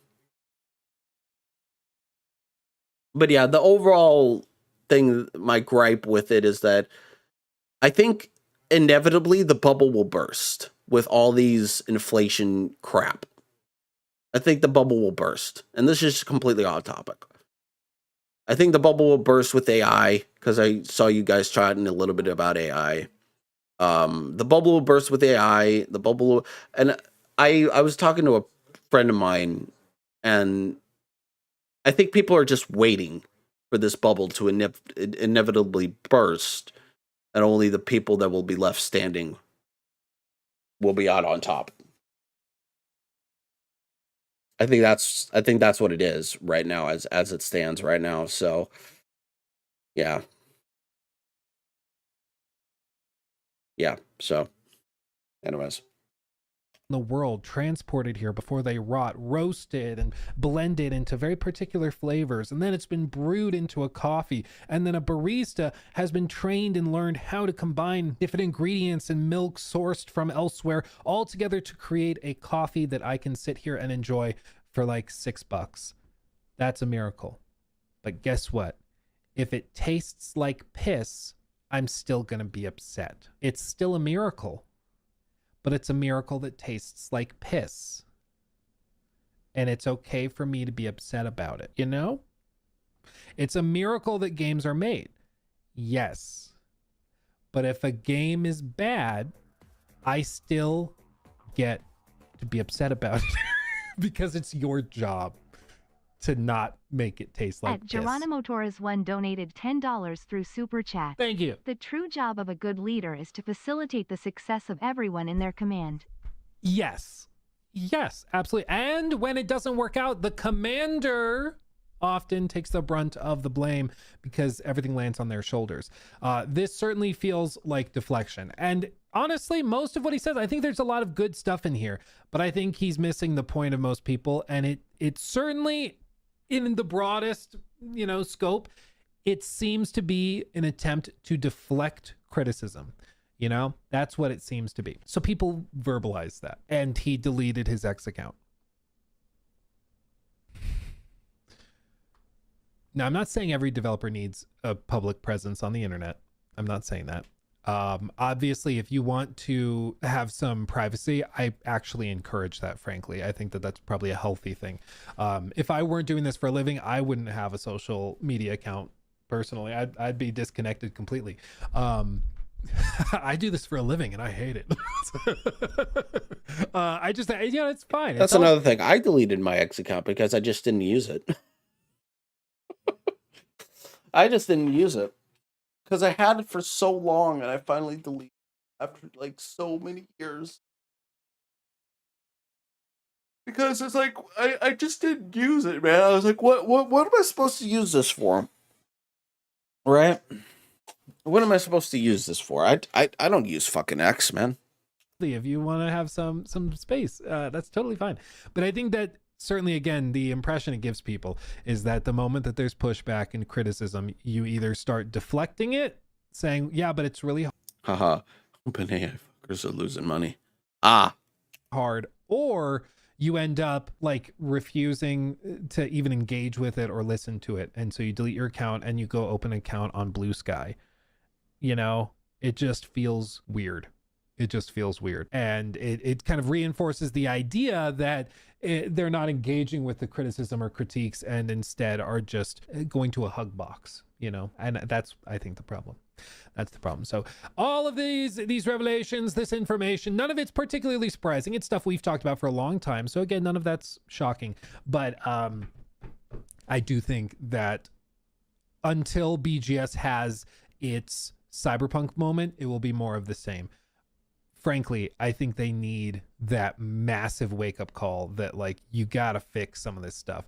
Maybe that wake-up call is happening internally and it's actually like one of those things where they realized, hey, we're gonna need another 2 years for Elder Scrolls, and they're like, okay, what are we doing? Like, what are we doing? And maybe that's it. Maybe Phil Spencer calls them and is like, Todd, I said I need it tomorrow. And maybe that's what's going to happen. And it's going to be a wake-up call there. He's like, I swear to God, I'll fire all of you. I can.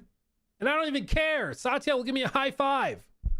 Maybe that's what's going to happen. But until there's a big moment like that, I don't think there's going to be a lot of substantive change, because that's what it took for Cyberpunk. Again, CDPR is no perfect company. Like, far from it. There's no such thing as a perfect company, but CDPR needed that massive wake-up call to adjust and then be like, okay, we'll reorganize. And then they were able to put Phantom Liberty together, and now they're putting together The Witcher 4, and we'll see how that turns out, of course, when it launches. But that's certainly a big challenge for them, and a lot of people are going to be watching them very, very closely. But I think until I know, right? Is he sure about that? That moment, nothing will. Is he sure about that? I don't think so. Let me catch up on these real quick, and then we'll finish the God of War thing. Anyways. He took my thing.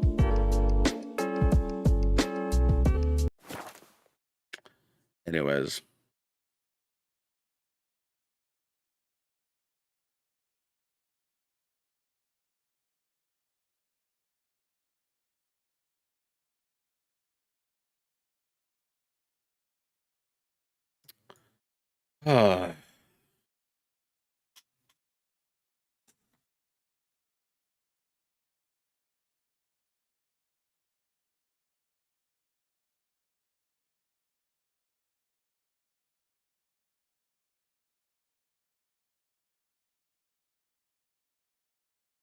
Anyway, shall we play Skyrim?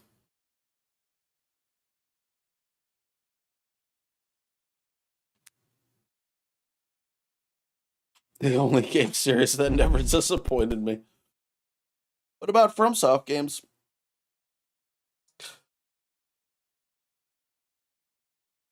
What about FromSoft games, Hybrid?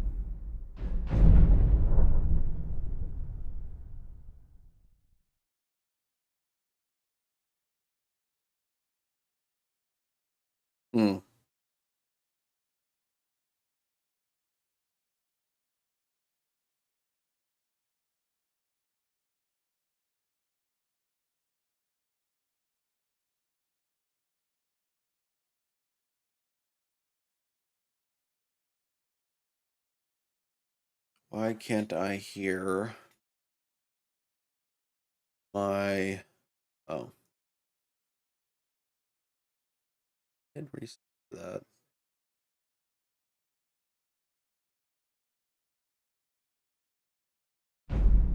There we go. Now I can hear.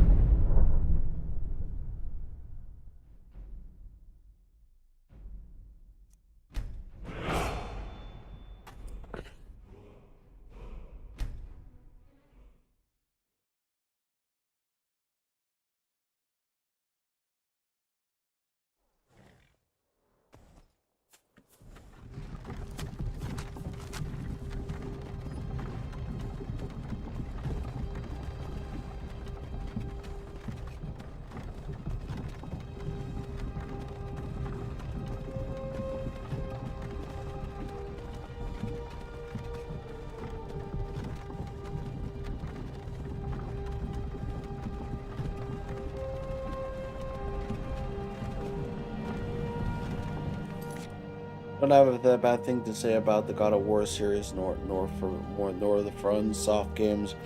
Often, Bloodborne needs to come to PC. See you damn so many bricks. All right, here's what I'll do. Well, here's the thing, Hybrid. Here's another thing. As much as FromSoft wants to, they can't. They don't have the IP for it. They don't own the IP. Sony owns it, or some foreign policy owns it. I can't remember where I heard that. Yeah, FromSoft doesn't own the IP to Bloodborne. So there goes. But yeah, I do agree that, you know, Sony is basically sitting on a... Yeah, I know, but they're sitting on a gold mine and they don't care.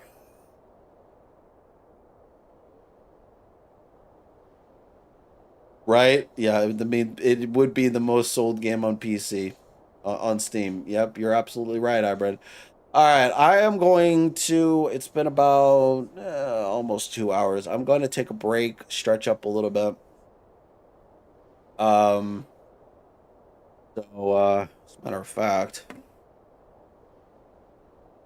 I'll put this back here since I'm not reacting anymore.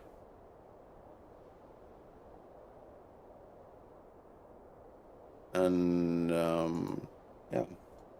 Well, I'd buy it. I'd buy it too, just for that. All right, I'll be right back. I'm gonna grab some more water, possibly some tea or something. I don't know. I still needs to buy Dark Souls 3. I think I have Dark Souls 3 on Steam. Yeah. I'll be right back, guys.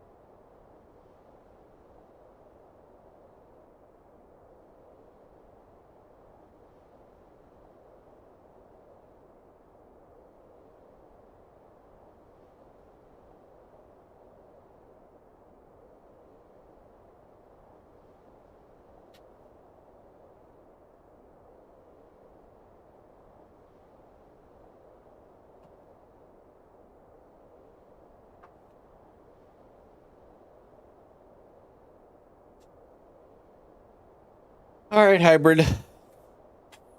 Thank you so much for stopping by. I'm probably gonna not stay up too long myself.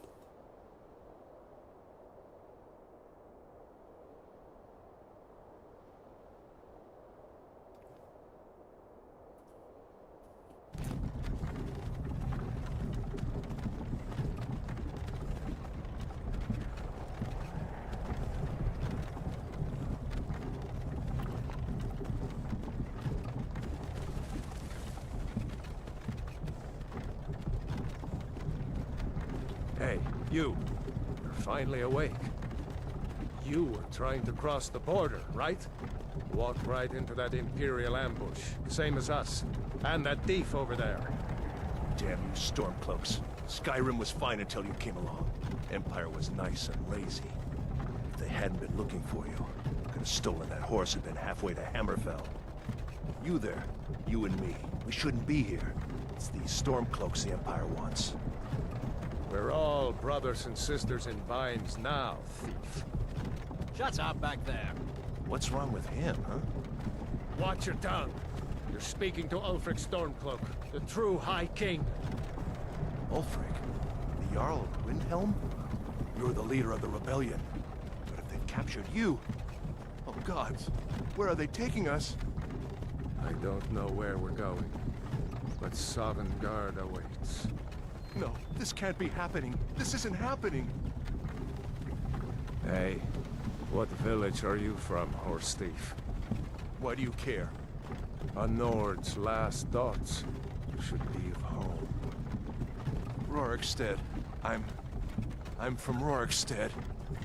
General Tullius, sir. The headsman is waiting. Good. Let's get this over with. Sure. Mara, Debella, Kinnereth, Akatosh, Divines, please help me.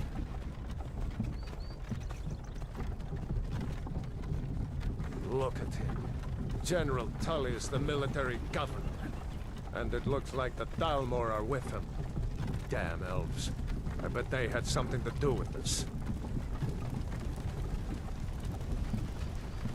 I wouldn't say that.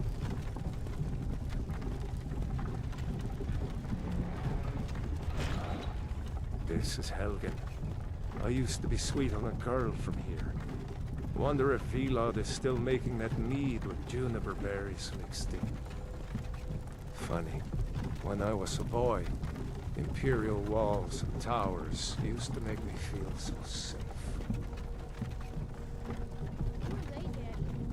Where are they going? You need to go inside when you come. Why? I want to watch the soldiers.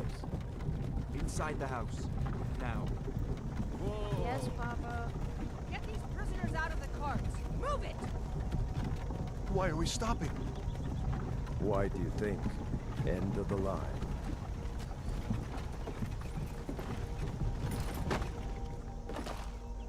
Let's go. Shouldn't keep the gods waiting for us. No, wait! We're not rebels! Face your death with some courage, thief. You've got to tell them! We weren't with you! This is a mistake! Step towards the block when we call your name. One at a time. Empire loves their damn lists. Ulfric Stormcloak, Jarl of Windhelm. It has been an honor, Jarl Ulfric. Ralof of Riverwood.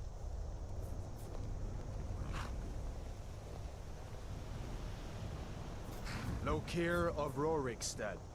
No! I'm not a rebel! You can't do this! Halt! You're not gonna kill me! Archers! Anyone else feel like running? Wait. You there.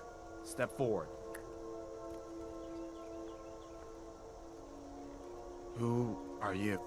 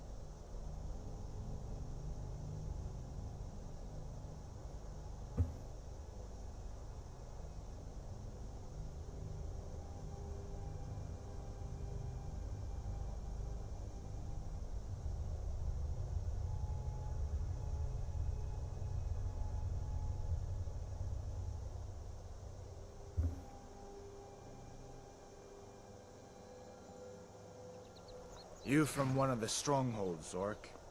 How did you end up here? Captain, what should we do? He's not on the list. Forget the list. He goes to the block. By your orders, Captain. I'm sorry. We'll make sure he remains returned to Orsinium. Follow the captain, prisoner.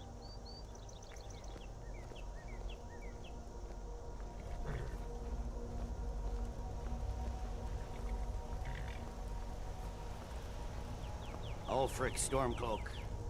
Some here in Helgen call you a hero, but a hero doesn't use a power like the voice to murder his king and usurp his throne.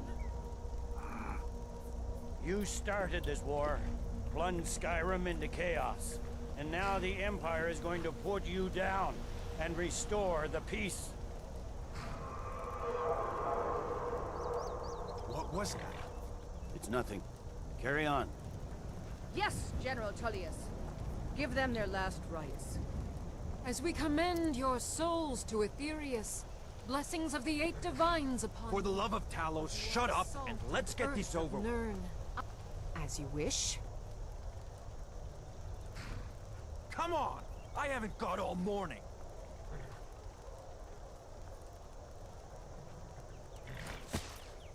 My ancestors are smiling at me, Imperials. Can you say the same?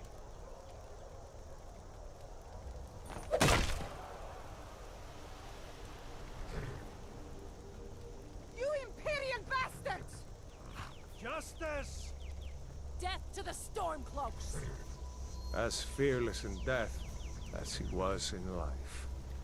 Next, the Orc! Here it is again. Did you hear that? I said, next prisoner! To the block, prisoner. Nice and easy.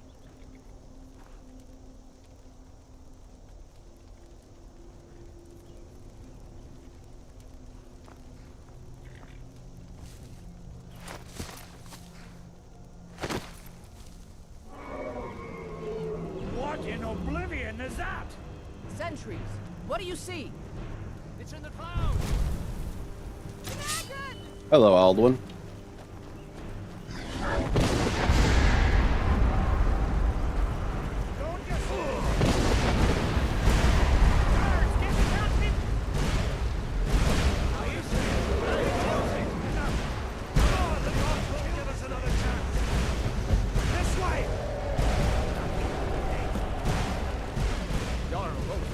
What is that thing? Could the legends be true? Legends don't burn down villages. Just need to move.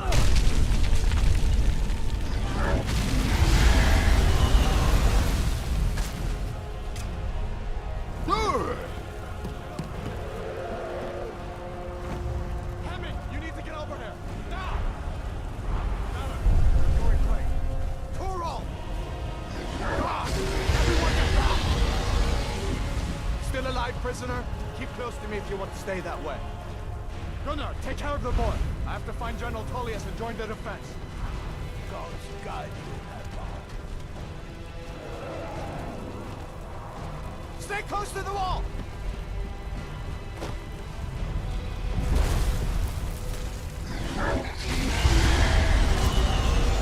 Quickly, follow me! Oh! Into the keep!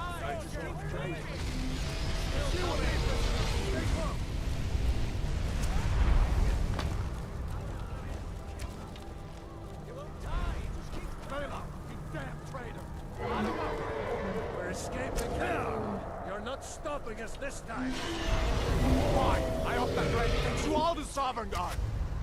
You, come on! Into the keep! With me, prisoner! Let's go!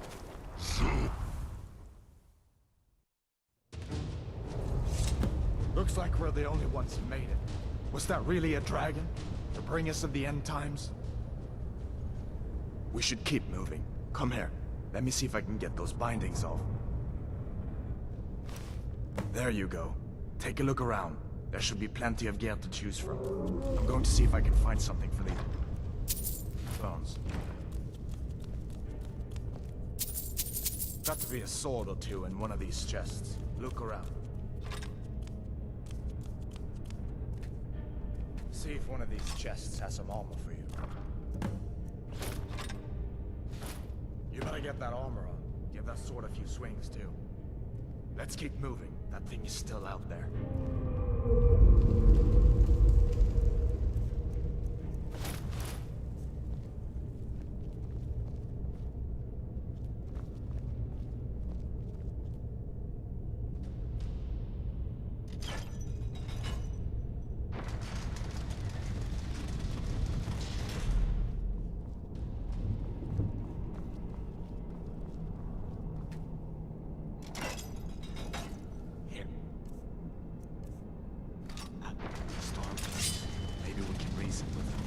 Freedom! For Sovngarde! You want to die, so be it. Hold on now. I only want to.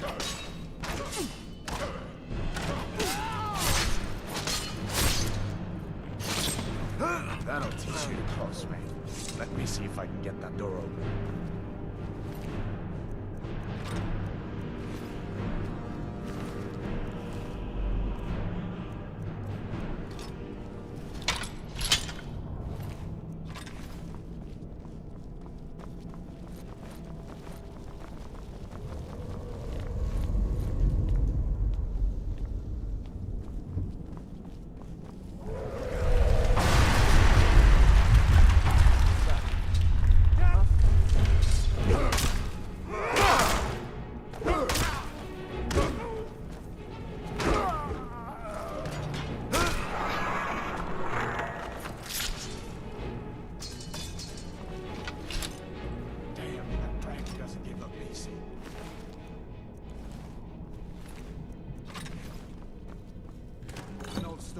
See if you can find some potions. Might come in handy.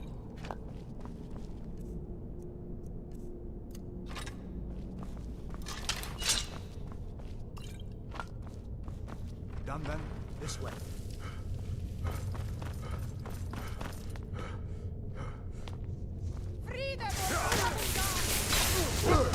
Not quite.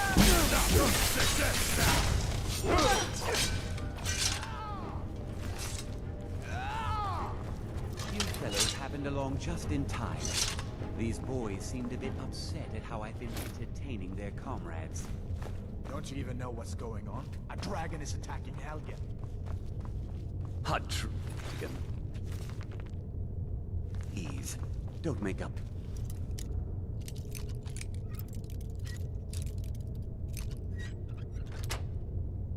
Nonsense.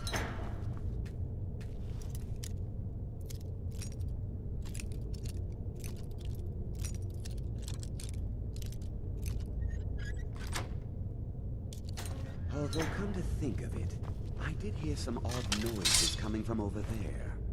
Come with us. We need to get out of here. You have no authority over me, boy. Didn't you hear me? I said the keep is under attack. Forget the old man. I'll come with you. Wait a second. Looks like there's something in this cage. Don't bother with that. Lost the key ages ago. Poor fellow screamed for weeks. See if you can get it open with some sticks. We'll need everything we can get. Sure. Take all my things. Please. Grab what you want. Watch it! What's the matter with you?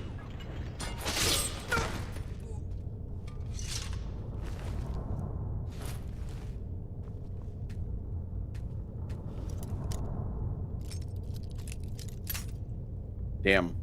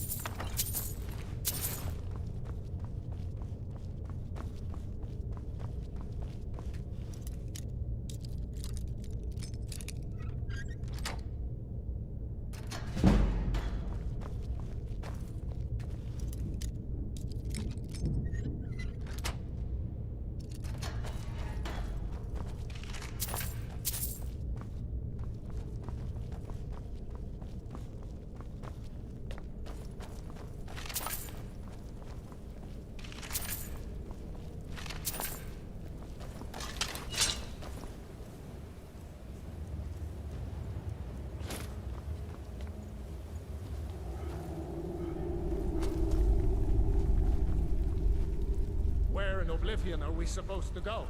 Where's the way out? Just give me a minute.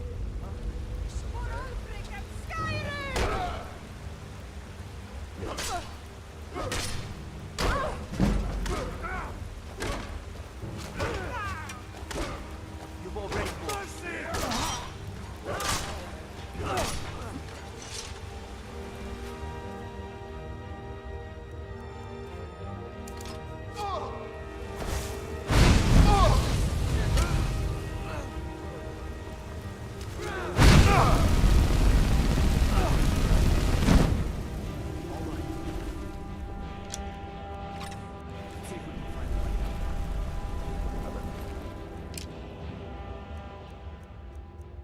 Stay back and see the old man.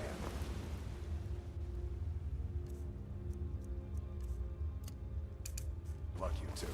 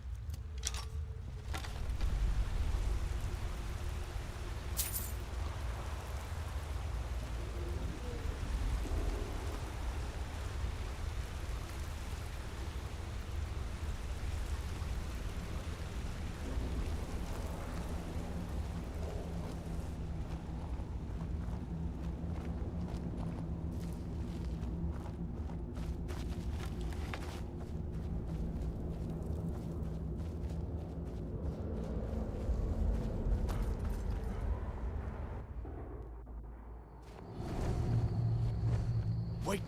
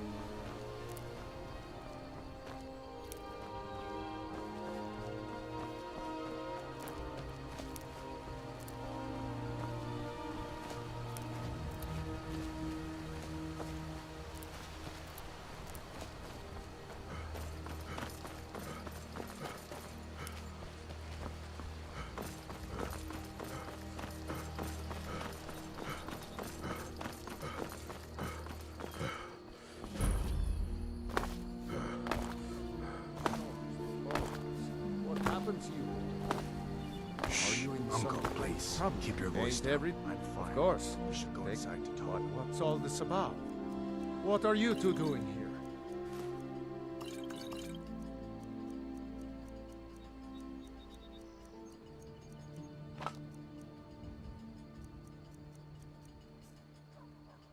What? A dragon? In Helgen? That explains what I saw earlier. Flying down the valley from the south. I was hoping I was wrong about what I thought it was. A dragon. Here in Skyrim. What's this world coming to? First the war, now dragons. Trouble loves company, they say. Mm-hmm, The Jarl indeed. needs to know if there's a dragon on the loose. Riverwood is defenseless. We need to get word to Jarl Balgruuf in Whiterun to send whatever soldiers he can. If you'll do that for me, I'll be in your debt. Come on inside. Sigrid will get you something to eat, and you can tell us what happened. A dragon! I saw a dragon! What? What is it now, Mother? New to Riverwood? If you're looking for Did I work, see you talking? go see a pod that- He's a... thinks his an intelligent, beautiful woman like her. I've been thinking, could you give her this letter and say it's from Sven? I think I'd match that Nord's lack. It'll kill us all and then you'll believe me.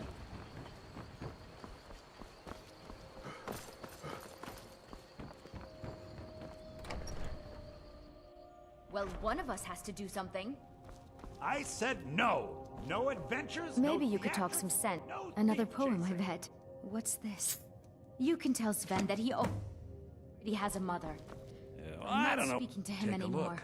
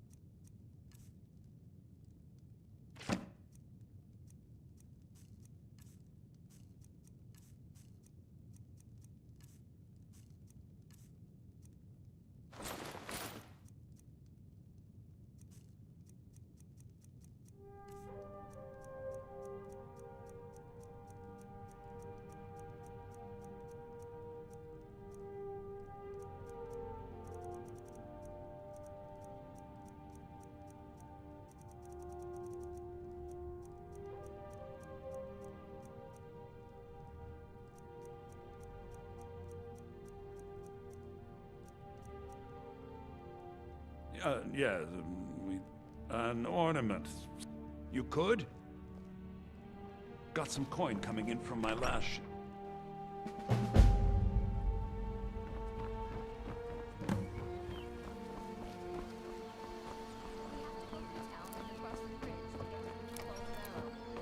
You can see it from here, though. The mountain just over the buildings.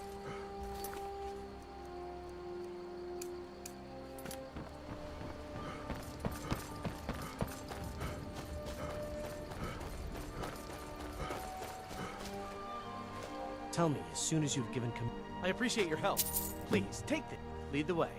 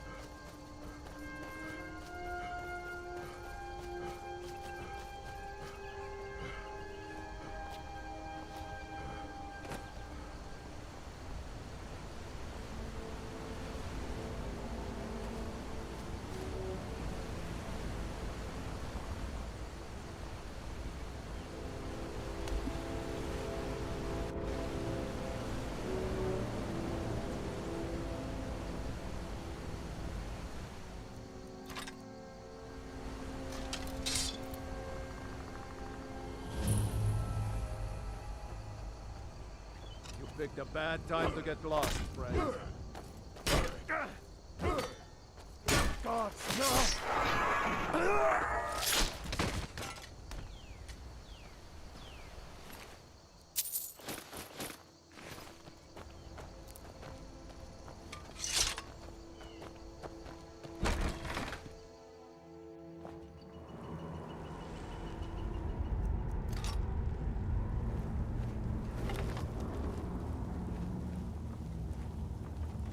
Don't like the looks of this.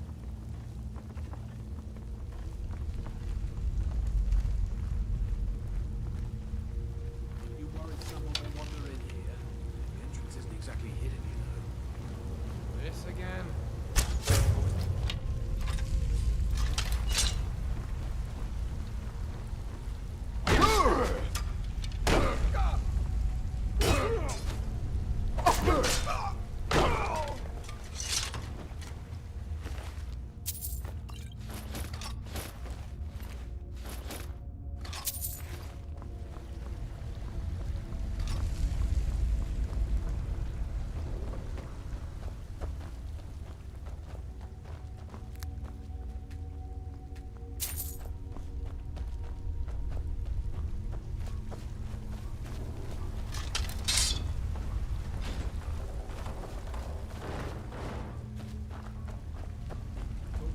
What was that? Thought I heard something. Easy, Block!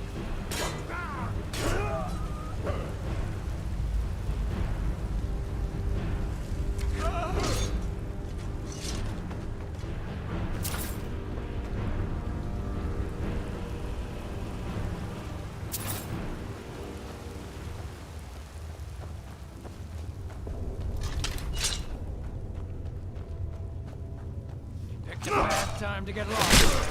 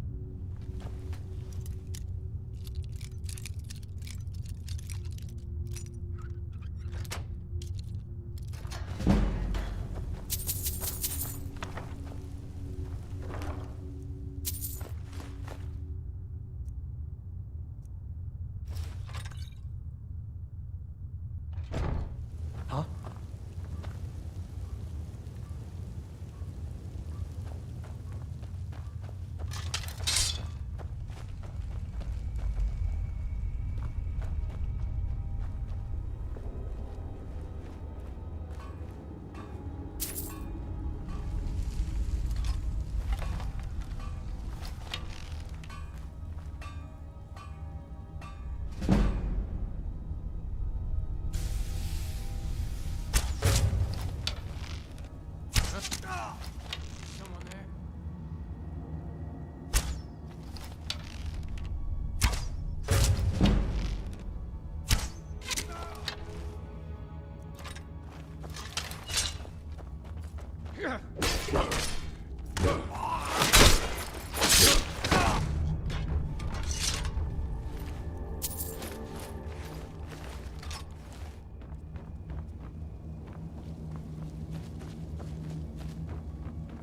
Wow.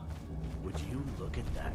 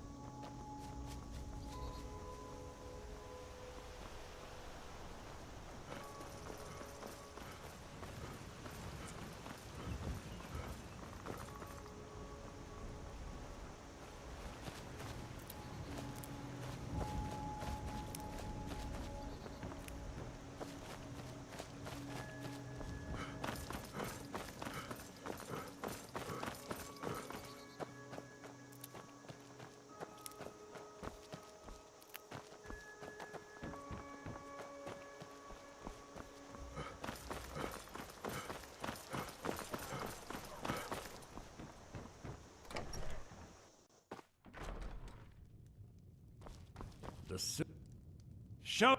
Some may call this junk. Me, I call them treasures.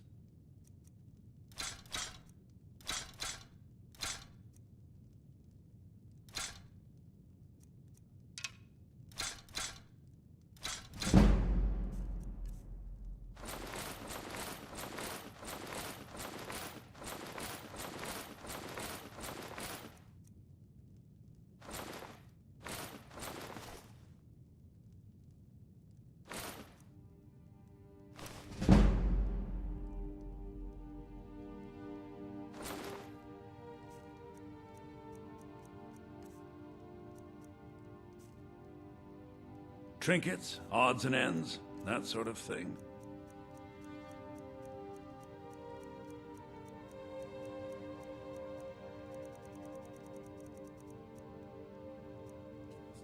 Till next time.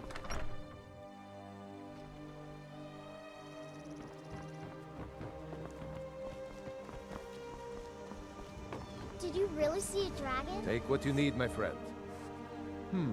Blades, helmets, pretty much anything to suit your needs.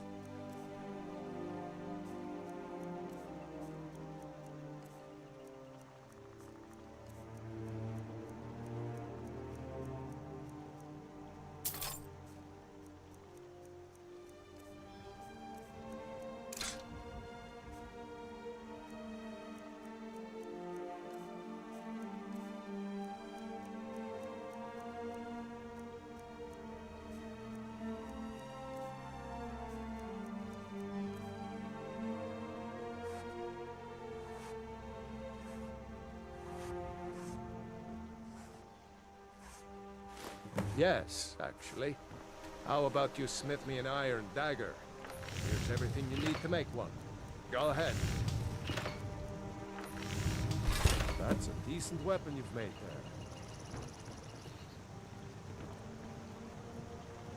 there. May the gods watch over. Not bad, but it's a little dull. How about you sharpen it up? Just need a bit of metal and limestone over there. You looking for a new blade? This looks good. You put time into your blades. They'll serve you well when you need them.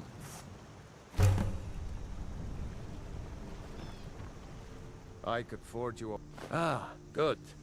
A lot of weapons and armor need leather for straps, fittings, that kind of thing.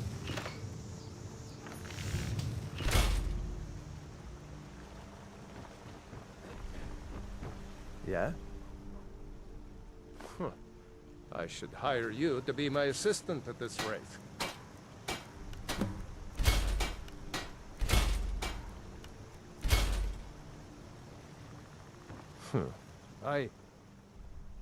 You have... Why don't you keep that dagger and helmet? Blades, helmets, pretty much anything to suit your needs. Until next time.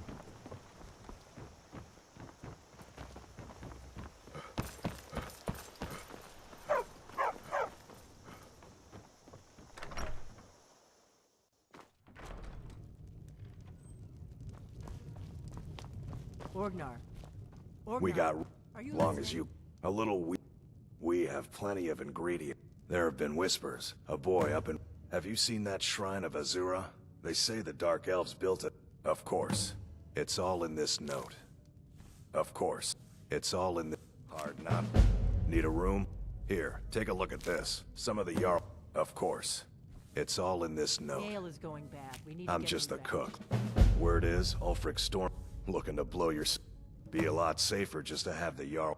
Nobody trusts those mages way up north in their college. Gods only know Did you what they hear do me? up there. Yep, ale's going bad. I All guess right you don't then. have potatoes in your ears after. Oh, just make sure we get a fresh batch in soon.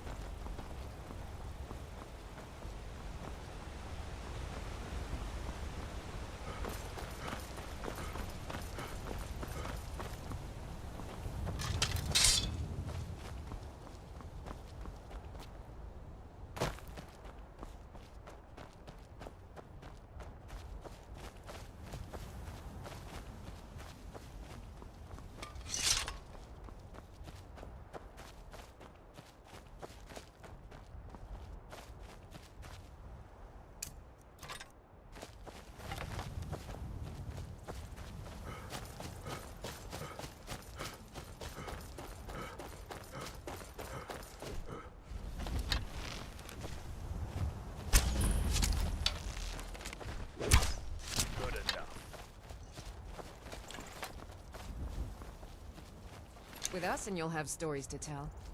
Come up to your You handle Vasker, yourself if you're well. worth anything You in could a make fight. for a decent shield, brother. An outsider, eh? Never heard of the Companions? An order of warriors. We are brothers and sisters in honor. And we show up to solve problems if the coin is good enough. Can I join you? Not for me to say. You'll have to talk to Kodlak Whitemane up in your Vaskar. The old man's got a good sense for people. He can look in your eyes and tell your worth. If you go to him, good luck. What's on your mind? Cool.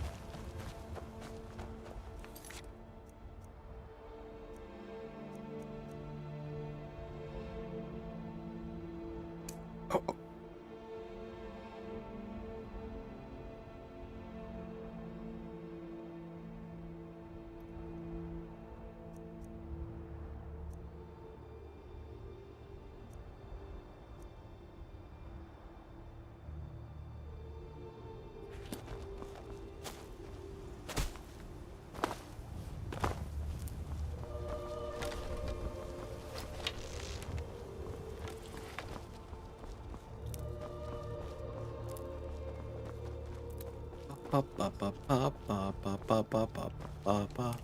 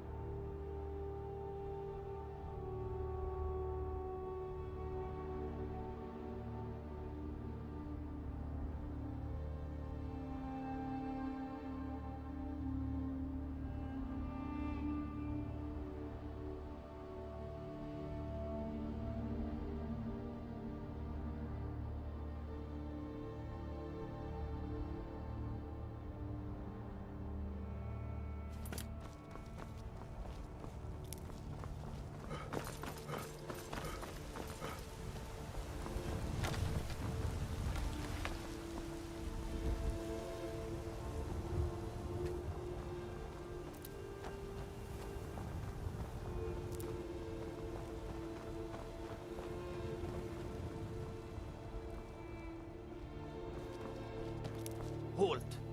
City's closed with the dragons about. Official business only. Fine. But we'll be keeping an eye on you. Say Helgen...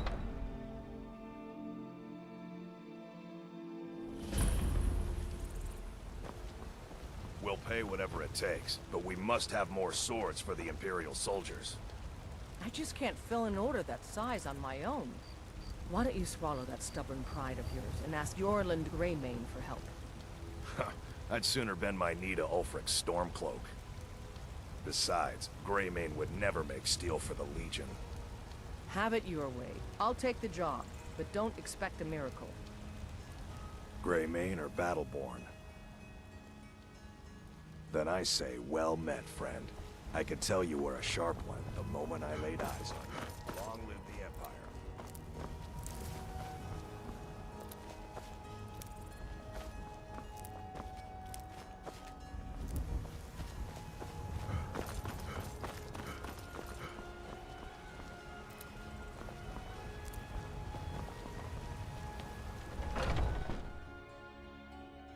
Come on in. Let me know if you need anything, or take a seat by the fire, and I enjoy this work well enough. I assume you... It's part of the Temple of Kinnar. People say there is someone in Riften that can... The Companions? In Jorvaskr? Here, take a look at this. Some of the Jarl's men came by and left this bounty letter. What can I get you?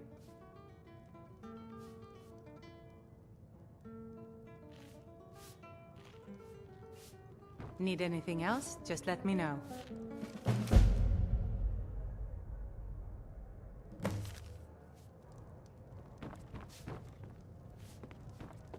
Think you can go blade to blade?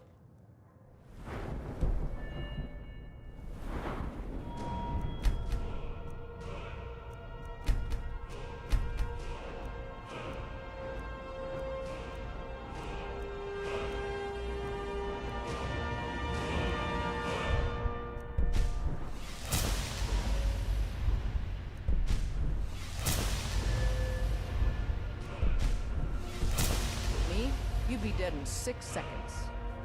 Keep walking, soft gun. And why not?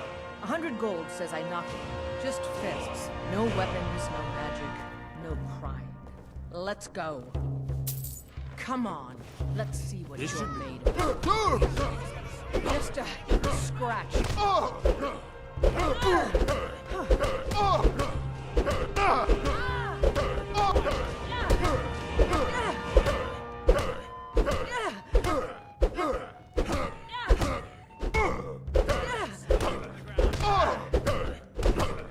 Come on, tell me what you want.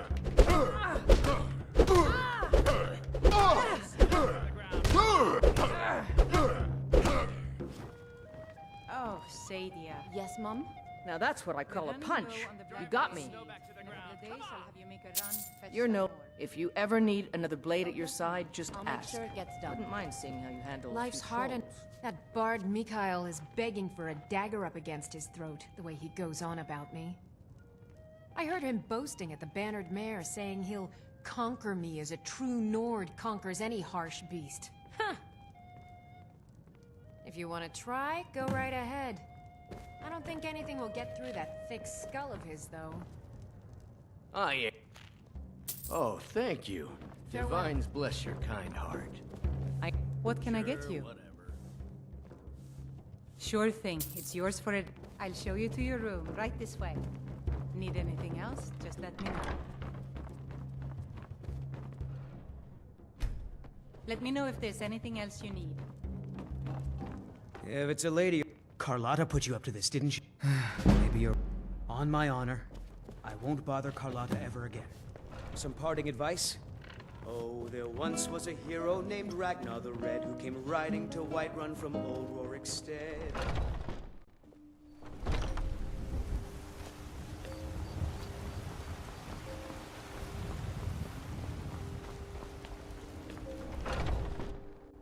Come on in. We got warm food, warm drinks, and warm beds.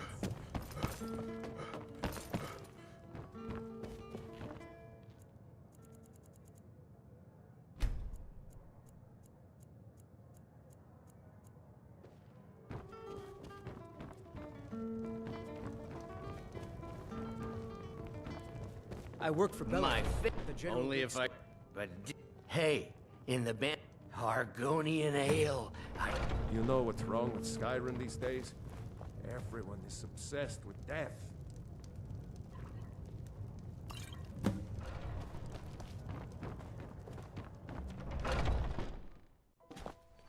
Huh?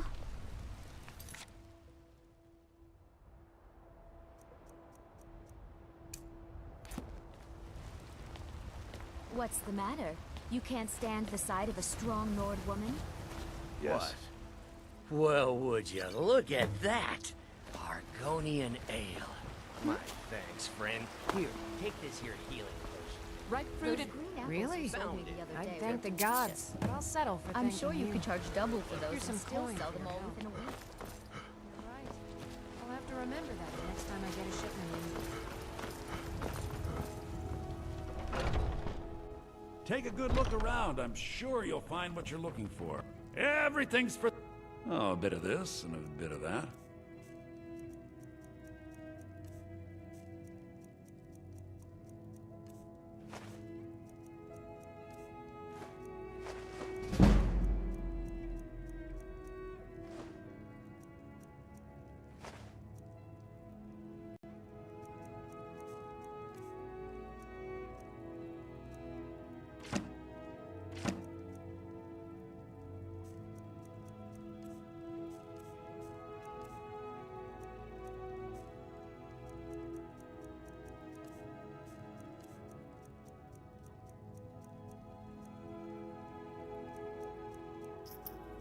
Hmm.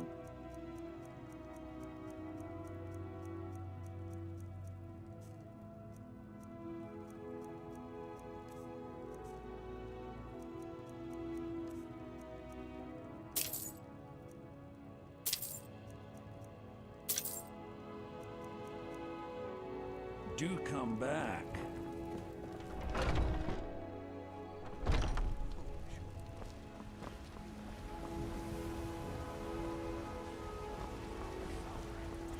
nothing? And what of my son? Yes? What of Thorald? Is he nothing? So don't talk to me about That suffering. Heimsker's crazy. Your son chose his side, and he chose poorly, and now he's gone. Such is the way of war. The sooner you accept his loss, the Never heard of that before. I will never accept his death. My son still lives. I feel it in my heart. So tell me, Battleborns, where is he?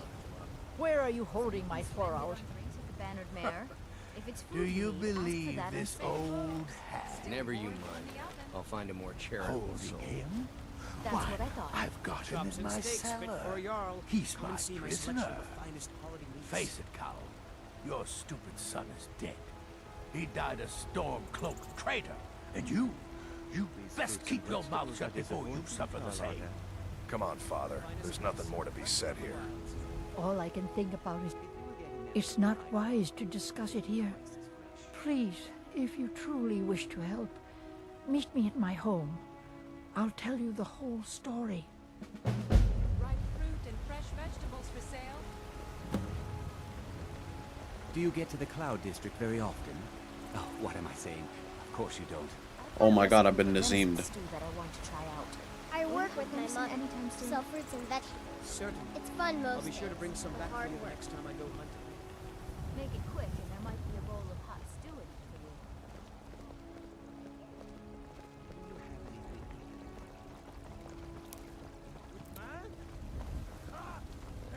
I know your family's honor is important to you, but we can't afford it. It's a shame, isn't it? You know what's wrong with can't stop Skyrim these days? You tried mercenary? My Safik, he fed his entire family. I tracked it.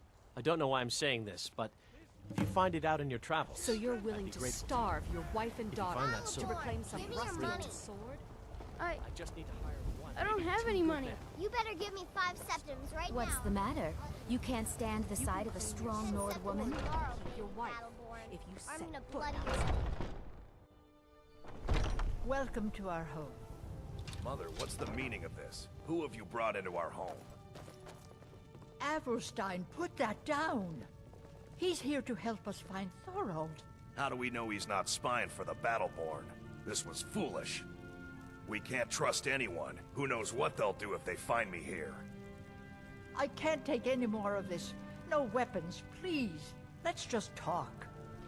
All right, Mother. So, Trust you're here not to help? planning any trouble. I know that Thorald's not dead. I just know it. There's gotta be I don't dare leave the house myself. So anything that confirms they'd be hiding. But you might be able to butter them up enough to lower their guard.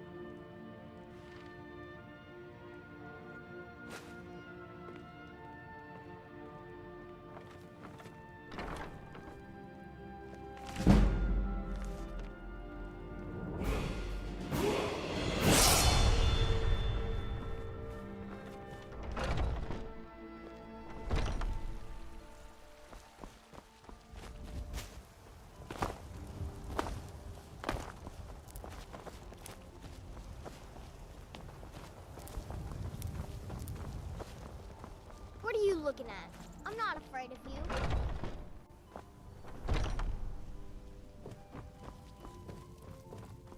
Do you have news? I knew it. So, North Watch. I'll do anything. Thorald can't be left to the... What? You're very well. I'll give you a chance. But if you can't do it, I will.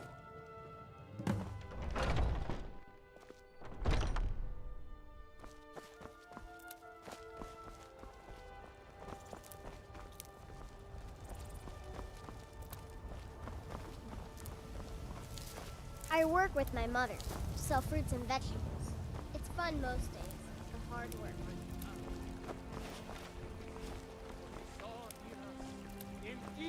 Need something? The future of Skyrim!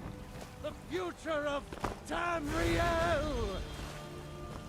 And there it is, friend.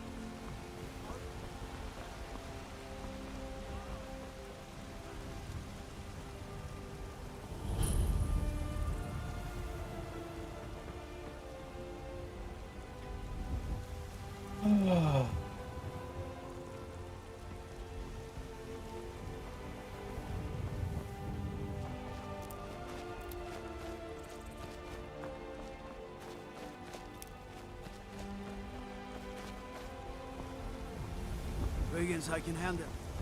This talk of dragons, world gone mad, I say.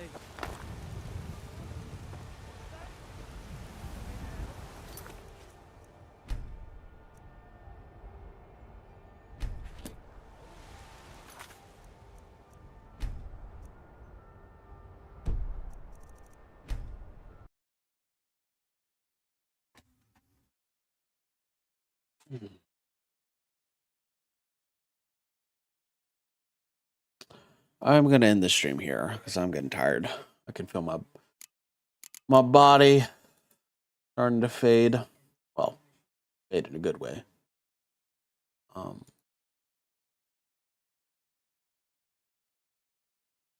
But yeah, so thank you so much for joining me and everything, and I'll catch you tomorrow.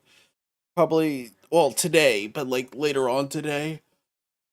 Probably like late in the evening, not late in the evening, but like probably like mid-afternoon, like probably around like 10 or 11 clock my time, central, not central, Pacific time. So that's probably when I'll net break is starting soon. That's nice.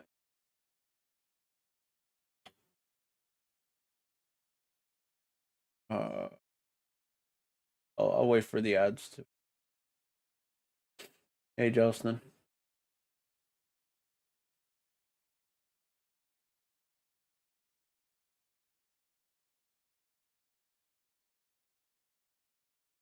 But yeah, I'll be back later on today.